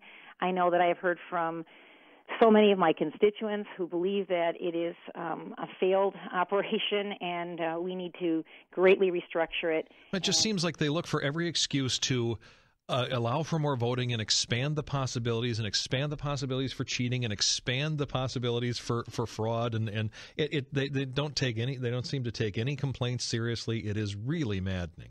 Well, it is maddening. It's become very ridiculous. You look at one of our most prized rights that we have, the right to vote, and yet people are so concerned that their vote is being lost, where people are being disenfranchised, that you could go in and find out somebody's already voted for you. And so, it's almost like giving away your virginity. It's a precious thing, and they're out there just, oh, yeah, why not? Go ahead, give it away. Well, that's an interesting comparison. Thanks for that, Jay. All right. Well, that sort of brought that to an end, didn't it? I wanted to ask you about one more thing before I let you go. What about even more changes to how and when lawsuits can be brought against the work of the state legislature? And I know we have a 3-branch structure for a reason, and you have to allow people to be able to hit that court process and object to something that a heavy-handed legislature might be doing. But, I mean, you made one important change in the appeals process earlier. Do you think we need to make more changes, or do we just have to endure the liberals running to court every time you pass a new bill? We have to make more changes. In fact, Representative Dave Craig and I are already looking at it and working up some legislation. What we passed last session, we had to get done. We had to do something that was a sort of quick fix, given the political dynamic that we were dealing with. And while I know it wasn't perfect, it was something that had to get in place. And now we're going back and looking at perhaps making it stronger, and so we're working on it. So Good. Trust me, we realize that it wasn't a perfect piece of legislation and a perfect law, but we have some great ideas, and Representative Dave Craig is doing a great job of doing some research, and I'm happy to join with him on it. So there's a lot ahead in the spring legislature to be excited about. This is great news. Absolutely. Yeah. So I know we have to deal with the Obama win, but let's remember states, federalism. Yes. We hold a lot of power, and if Republican governors across this nation flex their muscles and Republican legislatures, there's still a lot that we can do and a lot that we can resist. Well, thanks so much for your time this morning. I appreciate it. You're welcome. Have a great day. State Senator Leah Vukmir of Wauwatosa here on WISN.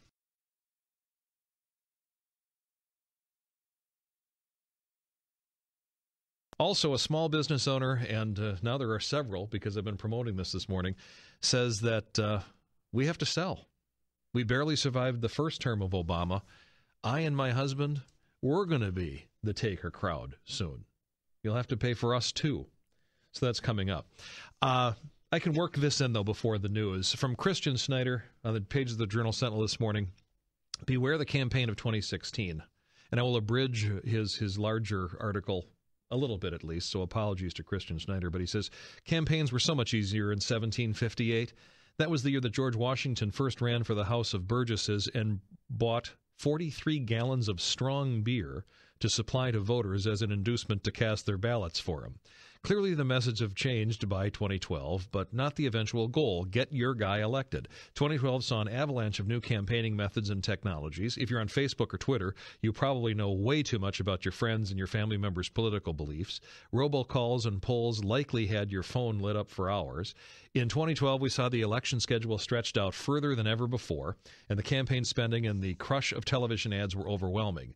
The proliferation of polls swamped the political narrative in the last few weeks of the campaign and made it annoying as well. So it appears campaigns have completely saturated our culture and pried their skinny little fingers into our everyday lives. If it appears that way, look out, he says. They're just getting started.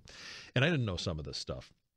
He says, as we offer up more of our personal information to the internet gods through apps and surveys, campaigns are learning more about every aspect of our lives. Soon campaigns will know what kind of soap you use, how often you get your tires rotated, and that you've secretly listened to Call Me Maybe 123 times. A group called National Media Research is already beginning to slice the electorate based on consumerism. For instance, they know that Marquette University basketball fans tend to be liberals and vote frequently. Green Bay Packers fans are more conservative, but are less politically engaged. He says the Brewers fans are somewhere in between. They know the beers Republicans drink. This disappoints me to no end, being a conservative. Miller Lite. What a pedestrian, flavorless choice. They know which beers Republicans drink, Miller Lite, and which beers Democrats drink, Heineken, Budweiser. They know which cable channels Milwaukee conservatives watch, TBS, the History Channel, and which channels Milwaukee liberals watch, Comedy Central, CNN. Soon, campaign messages will be tailored directly to you in specific ways and mediums. But the habits campaigns are learning about your habits, they're also learning about, they're getting more specific. Before the June 5th governor's recall election, a liberal group called Greater Wisconsin Committee sent out a flyer to state residents informing them which of their neighbors had failed to vote in recent elections. It was essentially shaming sporadic voters. Voting records have always been public information, Schneider says, but the aggressive way they're used appears to be changing. Campaign strategy also seems to be getting more caustic. One election expert told me there are now private businesses that will collect dirt on campaigns without even being asked to, then try to sell their report to the campaign itself to keep that dirt out of the public sphere. So if I were fooling around with my wife, they'd say, we know you're fooling around with your wife. Do you want to pay us off for this information? If the campaign doesn't buy it, the business threatens to sell it to the challenger. It's essentially a case of nice campaign, and it'd be a shame if something happened to it. Yeah, it's a mob tactic, really. But there is a company that's doing this. The most noticeable change on the macro level may be how long campaigns last, however. At some point, it's almost a given that the rest of America will catch up with Wisconsin and see year-round campaigning. We could see ads, mailings, and robocalls even in non-election years. As government regulates more and more of our lives, more groups will be involved in trying to pick the winners and losers of congressional policy. What we'll likely won't see is better candidates. If only all the extra spending could bring back George Washington, he concludes, I think we'd all raise a frothy glass to that. That's Christian Schneider in the Journal Sentinel today. A lot of good people and good conservatives had their hearts broken last night. And if I and others can't offer much optimism today, we can at least offer commiseration. We can find maybe some comfort in the knowledge that things have looked grim for our future before and for the party before. In fact, things have looked far grimmer for the Republican Party before. I think one takeaway from this election will be, hey, at least we have a mostly united party. We have some real rising stars. We have the Republican Party on a conservative path, and that is certainly working around the country at the local and the state levels. We need to continue that and move it into the national level. And people like Ryan and Rubio and others are the future. And last night's results are disheartening for those of us who really threw so much heart and soul and time and energy and money into this, trying to elect Mitt Romney and Paul Ryan to the White House. And there's no soothing over that sting. One of the people who really surprised almost everyone I talked to within the party and within the conservative movement with how much energy and how much tireless advocating for the conservative cause he did, how he really picked up the ball and ran with it this election, was Wisconsin Senator Ron Johnson. He joins me now. Good morning, sir. How are you? Well, Jay, how you doing? Doing well. Seriously, accolades behind your back, sir, and hopefully they're to your face. People saying he just wowed everybody with how vigorous he was in going around the country and giving that fiscal cliff message that he gave. You did it on this show. So how did you sleep last night? Oh, I slept fine. Okay, good. Jay, I appreciate the kind comments, but let's face it, what I was talking about, as the days leading up to the election, when people talked about the enthusiasm gap, I talk about motivation. And I think, what I was hoping, we actually have motivation on our side in terms of, what faces this country. And this election, from my standpoint, was really about saving America. And, it didn't go our way. But, boy, I am not giving up, and I'm just begging everybody else, do not give up. I mean, the task we have ahead of us is basically informing more people about what's happening in this country. And that's certainly what my task was. I appreciate you letting me come on your show, and we talked about some charts and graphs, and those things are available on my Senate website. But, I'm going to continue to do this tirelessly because, Jay, in the end, I ran because of Obamacare, and that's still looming out there, and we've got to figure out some way to make sure that doesn't destroy our healthcare system and bankrupt this nation. But the positive inspiration, the reason I really did this was as I watched these 18, 19, 20-year-old kids step up to the plate after 9/11 to defend our freedom, and they continue to do so. And, of course, as a United States Senator, I have contact with these people, whether it's at Walter Reed or Bethesda or, unfortunately, their families at Arlington. Everybody has to understand, the sacrifice the finest among us make. And I don't want anybody, with their head hanging down here today. I want people just girding themselves for a long and arduous struggle ahead of us here to inform more people in terms of what made this country great, defend our free enterprise competitive system, do everything we can to grow the economy, which does grow the middle class. I mean, we understand that. The other side really doesn't. But this is about doubling down our efforts in terms of doing what you do every day, which is laying out the problem, describing potential solutions, re-educating America in terms of the benefits of freedom, individual liberty, a limited government. We just got to keep working tirelessly for that. Yeah, and unfortunately, the Republicans, I think, aside from the national results, we saw positive results here in Wisconsin, and then in the congressional results, we saw positive results. The Senate, the U.S. Senate, Republicans sort of shot themselves in the feet. If you had a slight majority in the Senate, Obama would still be a blocker, but you could put a lot more pressure on him in a second term. That's got to be a disappointment. Yeah, but Jay, I believe information is powerful. Certainly as I ran my business, you needed information to manage it properly, and I still have a great deal of faith in the American public if they understand what's at stake, if they understand the numbers, if they understand what huge problems lie ahead of us and what are some common sense solutions. I think they'll rally to real solutions, and so it is about getting that information in front of people, get more people to understand it, because I'm afraid that what's going to happen here is Senator Harry Reid. We certainly saw him tip his hand when he was talking about Mitt Romney, who, by the way, would have certainly reached out and tried to work with the other side. I mean, he has a record of doing that. And Harry Reid says, Mitt's a fantasy of working with Democrat-controlled Senate was laughable. Now, I hope that's not the attitude that Senator Harry Reid takes in working with the House, which is still controlled by Republicans. Well, he hasn't so far. And we've lost elections before, like you say. We'll get over this, and we'll move on, and we'll marshal the forces for new battles. The killer result to me is Obamacare is fully implemented, and it does put us on this path to European socialism. And it was the outrage over Obamacare that spurred you to leave your very successful private sector business and spend millions of dollars of your own money to run for office. So what are your thoughts on that today? Well, Jay, the math still doesn't add up. I mean, the CBO estimates on Obamacare are grotesquely understated. You add to that, really what's facing us in terms of the fiscal cliff, in terms of the deficits in the out years. I mean, the fact that President Obama has no plan to either save Social Security or Medicare.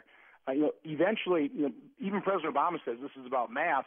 He simply hasn't acknowledged the math. He talks about it, but once he's confronted with what the real numbers are, once their party is, and once hopefully Republicans get our act together in terms of describing what the solution is. I mean, here's a key point. Mm-hmm. The Democrats their primary solution is increasing taxes on the rich, they call them. Well, those really are small to medium-sized businesses. And the fact of the matter is, even their most robust tax increase proposal would only raise $34 billion in the first year, and that compares to a $1,090 billion budget deficit. Now, the better way of approaching and closing that budget hole is just return our economy to just normal growth. If we did that, if we were bringing in the average amount of revenue, 18.1% that this economy is generally generated to the federal government rather than the 15% because our economy stinks, that'd be $500 billion. Isn't that a far better approach? Now, we just need more Republicans talking in those terms and laying out those facts so the American people in the end will say, well, I'd rather work toward the solution that would bring in $500 billion of revenue the old-fashioned way by growing our economy, by growing the private productive sector versus punishing success, which doesn't even scratch the surface about solving the problem.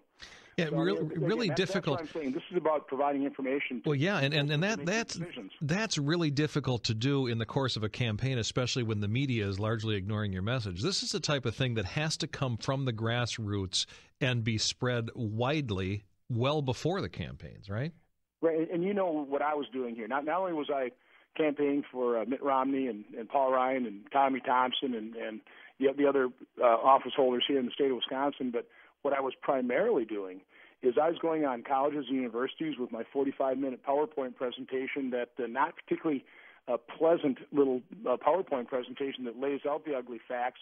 I was going to businesses. As a matter of fact, the day before the election, I was at Apache Stainless Equipment Corporation down in Beaver Dam talking in the plant to about 150 people with a screen and a good sound system, informing the people that work at that business about what's at stake. Mm-hmm. And that's what I'm going to continue to do, not only in Wisconsin, but hopefully around America, redouble my efforts, trying to encourage business owners, entrepreneurs, any group that has a number of people that they can be our force multipliers to get this information in the hands of the American public. That's what I'm dedicated to doing, Jay. Mm-hmm. And short term, it's encouraging to hear John Boehner already this morning saying, look, the American people have made it clear they do not want tax increases. But here's my worry about these results and the fact that single women and minorities played such a decisive role in President Obama's win.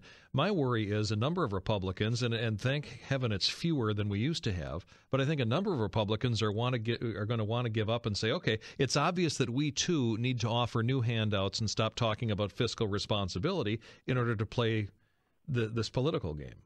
Well, of course, I'm not particularly pleased with the way my side communicates its ideas. And that's certainly what I've been trying to do is increase the level of information, the quality of the way we describe it with like the basic facts and figures. And again, I think if we lay that out where by growing the economy we can get $500 billion a year in revenue versus punishing success, which only yields 34, I don't know. I think that's a winning argument if it gets out there and if we're consistent and we coordinate the way we approach that. So I mean, those are just the facts. I mean, if Republicans cave, which I obviously have that same fear, it's just simply not going to work, and that would be a real tragedy for every American. Mm-hmm. I've always said that I'm willing to work with anybody that's willing to first acknowledge the problem, properly diagnose it, and then work with me in good faith to solve the problems. And that's it really is acknowledging and properly diagnosing the problem, which is the first step. There's going to be an awful lot of talk about where Romney came up short or what he could have done better, other than getting this business message out. Any thoughts in that regard? Well, I'm also not satisfied at all with the professional political campaign class of people that run these campaigns nationally in Washington.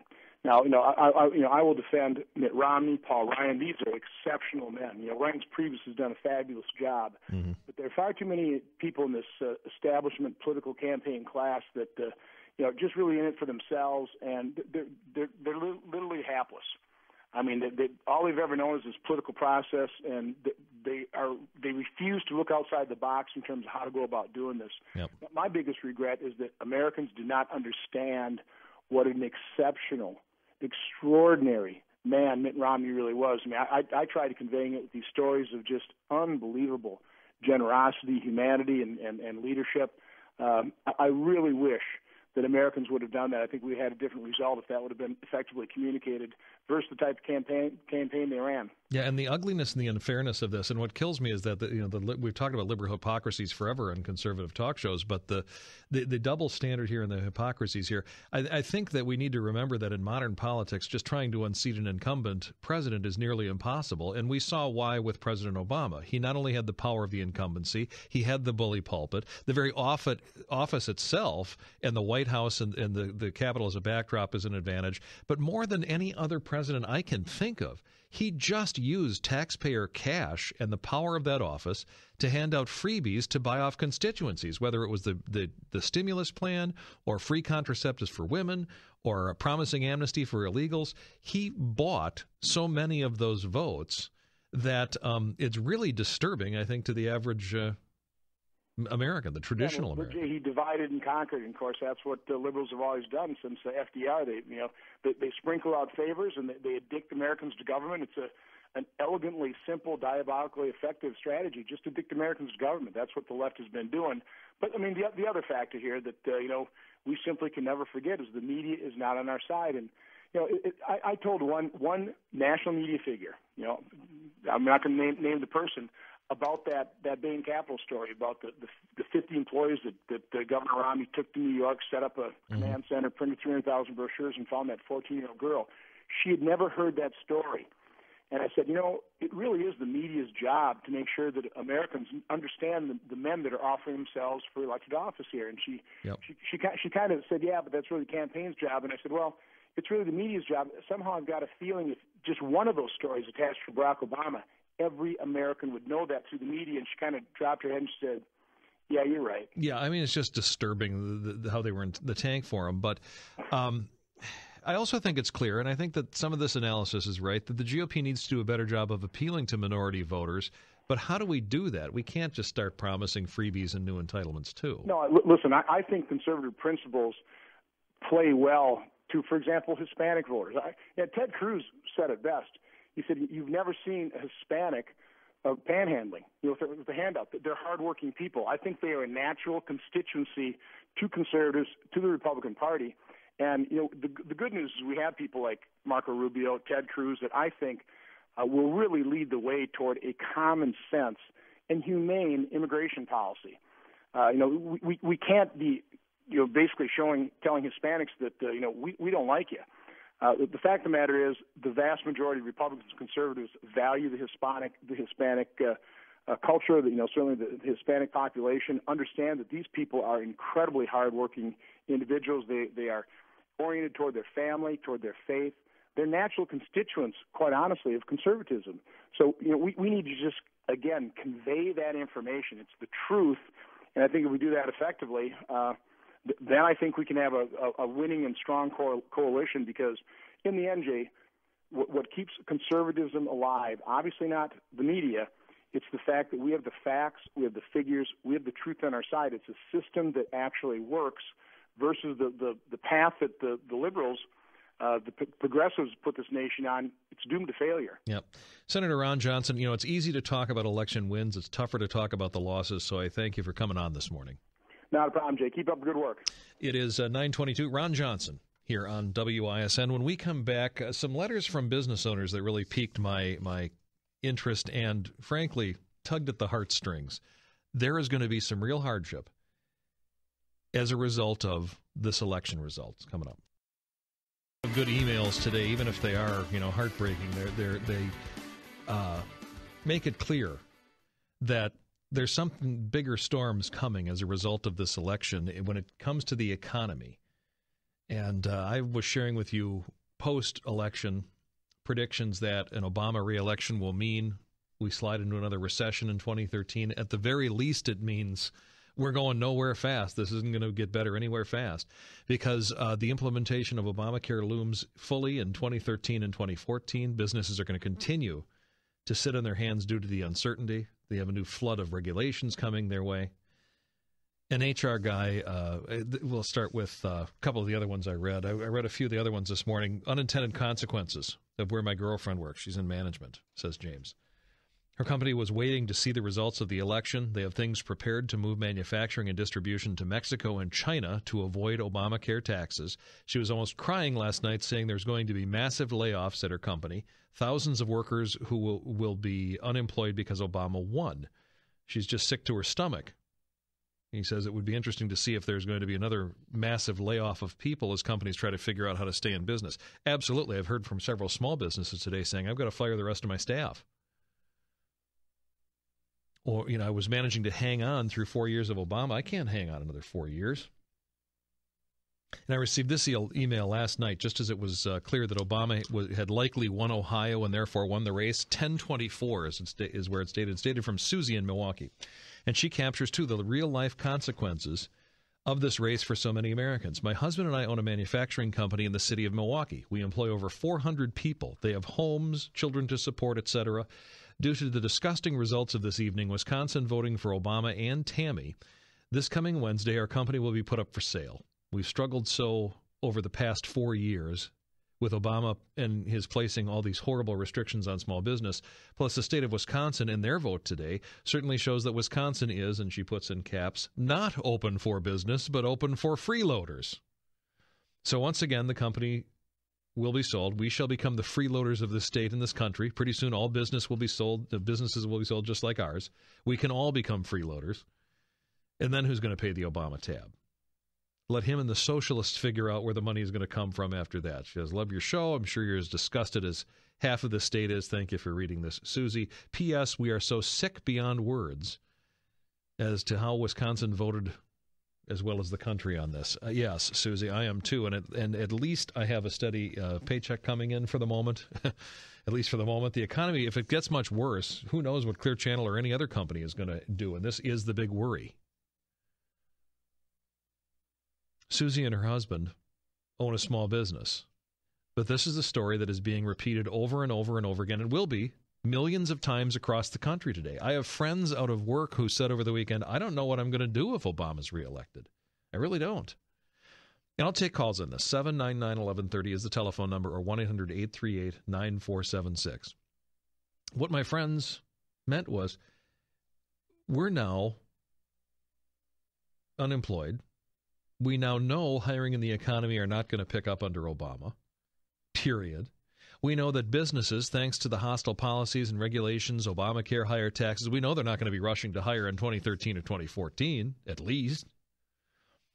So the most optimistic we can be as to when America might really get back to work and our economy might really chug along again is 2015? Not under the new burdens of Obamacare. I mean, this is really grim. And I can only wonder, do most of the people who voted for the president even know what they're voting for? And I know, a large segment of them were freeloaders and moochers who don't care. I got an email on that, too, which was actually sort of amusing. It was so disgusting. Where did that go? Have it here somewhere. I'll find it. But in order to win, Obama had to have a bunch of regular old Democrats and unionistas who have jobs vote for him, too. And it's clear to me they just either have no idea what they're doing to this country or they don't care. They have no idea how an economy works and how hostility to business impacts them, or they just don't care. Or they just hate anyone who's got anything more than themselves, and they give in to petty jealousies and buy into the idiotic class warfare that Obama is selling. Those are the two options, the way I see them. And the exit polls reveal how stupid they are. Early exit polls showed, not surprisingly, that the economy was the most important issue for Americans who have lived through a devastating recession. They told pollsters that they were slightly more positive about the country's direction than when they chose Obama 4 years ago, but their interest in a more activist federal government has been dampened. Well, that's what you're going to get more of under Obamacare, or under Obama. Despite their worries, more people think the economy is getting better than getting worse, according to the polls. More blame former President George Bush for the economic woes than Obama, which is ridiculous. George Bush, the unemployment rate under George W. Bush was 6 and climbing. Obama came in and he rocketed it to, right past 8, where he said it would stop if we passed the stimulus. He rocketed it to 10. Then passed a bunch of policies in Obamacare and added a bunch of uncertainties that had it 8, almost 9 for most of his presidency. So we still have these idiots who blame Bush more than Obama. More people trusted Obama to look out for the middle class than trusted Romney, and more favored Obama's prescription for deficit cutting, which involved higher taxes for the wealthy. So in short, these people are clueless. I mean, what can we say? They're idiots. This is somehow better than when Obama took over 4 years ago? This proves more Americans aren't paying attention and are still believing what the accomplice media is telling them. And boy, can the accomplice media be credited for this Obama win. They managed to ignore everything from the high unemployment rate and the ballooning debt to the war on oil and coal to Fast and Furious to Benghazi. You got to give them credit. They were entirely and enthusiastically in the tank for Obama this last 4 years, and it really helped him out yesterday.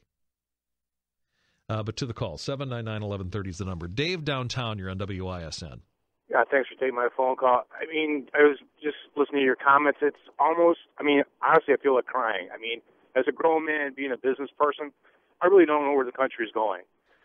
And it almost seems that what you were hitting on before, it's like these people, these entitlements, it's like they're mentally deficient. They really are. It isn't an endless pot. Mm-hmm. You know, and it's easy. It's easy to vilify Bain Capital, which doesn't have a face, or it's easy to vilify Mitt Romney because he's got a lot of money. It's much more difficult to make the case when you have to look at small business owners as they, sit behind their counter and weep today and the next day, realizing I have to sell this business. I could hold out through 4 years of hostility. I can't hold out any longer. I ran it out in 2008. Barely hanging on in 11. Seriously, back in 2008, I had 2 crews in Milwaukee. We were rocking for construction. Construction hit. We kind of went in the toilet. Now, in 11, it really dropped down, kind of been riding it out. Yep. I don't know where I'm going to turn. I mean, you got more regulation. It isn't an endless pot of money. And I don't know if it's our school system. I don't know if it's, I don't want to go off some crazy tangent about, but the school system we have, is it on purpose that these people don't understand math? Is it something that I don't know what to do? I mean, it isn't an endless dollar, and it only goes so far before it's like being at the table eating forever, and the check comes, and then someone forgot their checkbook. I don't know what we're doing in America. Yeah, and I rubber stamp all of that frustration. Yeah. I found this email that I was looking for as he was talking there. It's from an HR guy who sent this over. He talked about the freeloaders, this last caller. Here's a perfect example of our future. One of my staff, who's a single woman, lives with a black man, and he just got out of jail 2 years ago. She came into my office and told me she's pregnant. Her next question was how long she can take family leave and when she could sign up. How much would she get paid, she asked. I told her, well, it's 12 weeks of leave, but there's no pay. The company will hold your job for you when you return. She said she'd save her 3 weeks of vacation. I said she should have her 3 weeks of vacation for that and use it and get paid that way. Her answer was, I'm not using my vacation time for that. Why don't I get paid? I'm going to see the state and see what they'll give me. He says, God bless America. This is the mentality. And that last caller was saying, I don't understand what's going on here. I don't understand where this country is going. Perfect time for me to work in Pat Buchanan today. Pat Buchanan wrote this yesterday, and he said it's just a difficult time for optimism in America. And he, I think, gives a very good synopsis of what is wrong out there and why our future is looking a little dimmer. He says, consider the demographic and economic realities that we're facing. Between 1946 and 1964, 79 million babies were born, the largest, best educated, and most successful generation in our history, the baby boomers. The problem? Assume that 75 million of these 79 million boomers survived to the age of 66. This means that from this year through 2030, an average of nearly 4 million boomers will be retiring every year. This translates into some 11,000 boomers becoming eligible for Medicare and Social Security every single day for the next 18 years. Add in immigrants in that same age category and the fact that baby boomers live longer than the greatest generation or silent generation seniors, and you have an immense and unavoidable increase coming from expenditures for our largest entitlement programs. Yeah, and Obama and the Democrats just added another one, Obamacare. Benefits will have to be curbed or cut, and payroll taxes will have to rise, Buchanan says, especially for Medicare, to make good on our promises to seniors. As for the rest of our federal budget of nearly $4 trillion, we have run 4 consecutive deficits of over $1 trillion. To bring that budget to balance, freezes would have to be imposed and cuts made in spending for defense and other social programs. California and Illinois are on the precipice of default. Cities like Detroit, Birmingham, Stockton, and San Bernardino are already there. He mentions Wisconsin as one of the states that's done it right. He says, as for national defense, how long can we afford to spend more than the 10 other top nations combined? How long can we continue to defend scores of nations half a world away? How many more trillion-dollar wars like Iraq and Afghanistan can we fight on borrowed money? One only sees deficits and debt all the way to the horizon. Europe has arrived at where we're headed. In the south of the old continent, Spain, Italy, Greece, the new austerity has begun to imperil the social order. In the North, the disposition to be taxed in order to pay for other nations' social safety nets is disappearing. With government in the U.S. at all levels consuming 40% of gross domestic product and taxes 30%, taxes will have to rise and government spending be controlled or cut. The alternative is to destroy the debt by depreciating the dollars in which it's denominated, i.e. by federally induced inflation. But you can only rob your creditors once. After that, they never trust you again. There's another social development that's rarely discussed, and this is what really hits with the last caller. The workers who are replacing retiring baby boomers in the labor force are increasingly minority. Black folks and Hispanics alone account for over 30% of the population and rapidly rising. Yet these two minorities have high school dropout rates of up to 50% in many cities, and many who do graduate have math, reading, and science scores at 7th or 8th grade levels. Can their contributions to an advanced economy be as great as those of the baby boomers of the 60s and 70s, whose SAT scores were among the highest we ever recorded? U.S. scores in global competition have been plummeting toward third world levels. He says, moreover, while boomers were almost all born into families where mother and father were married and living together, Hispanics have a 53% illegitimacy rate, African Americans a 73% rate.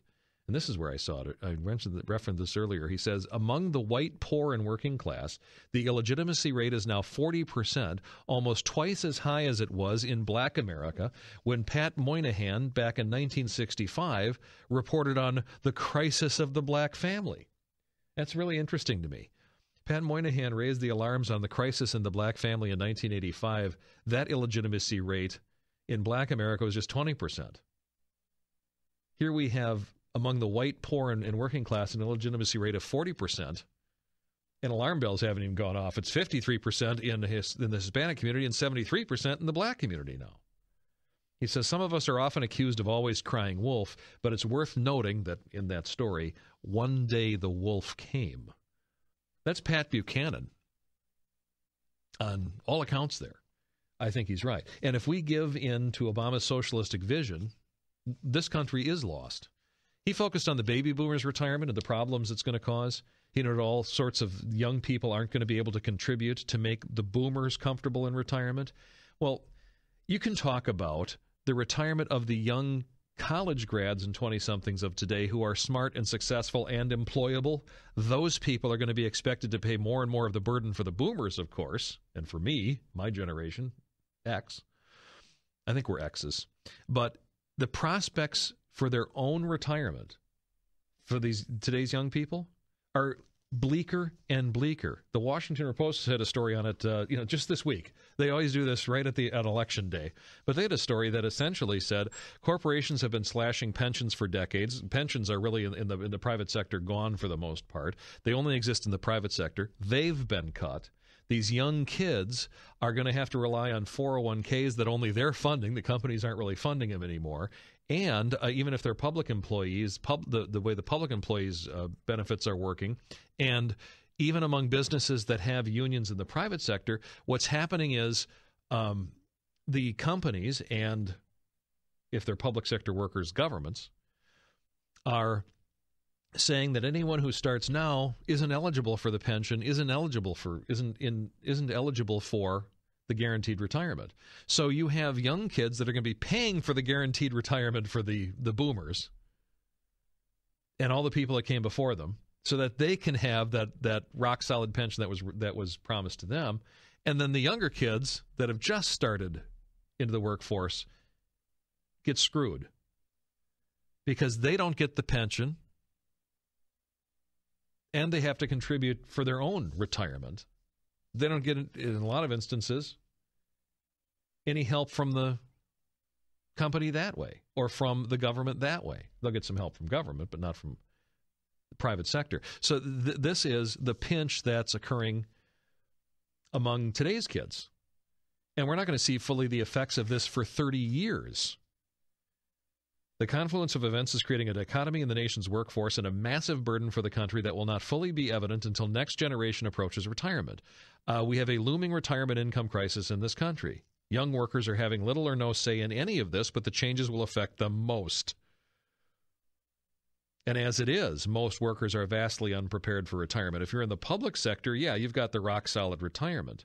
But here's the statistics. 2 in 5 private sector workers between the ages of 25 and 65, just 2 in 5 are covered by pensions or 401k type plans. The others just have to, save on your own.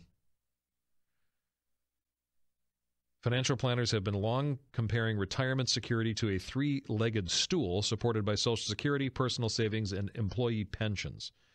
But that stool, never sturdy for many Americans, has even grown more unsteady in recent years. It is a 9:44. You're calling racist now because we admitted the truth? I think this is because of Pat Buchanan's article in which he just simply lays out the truth that more and more of the people that we were relying on in order to fund these entitlement programs are black and Hispanic kids that have higher dropout rates and are less able when it comes to math, reading, science scores, less prepared for the workforce. That's just true. I don't care what color you are, that's just true. And this is what we're going to have to deal with moving forward.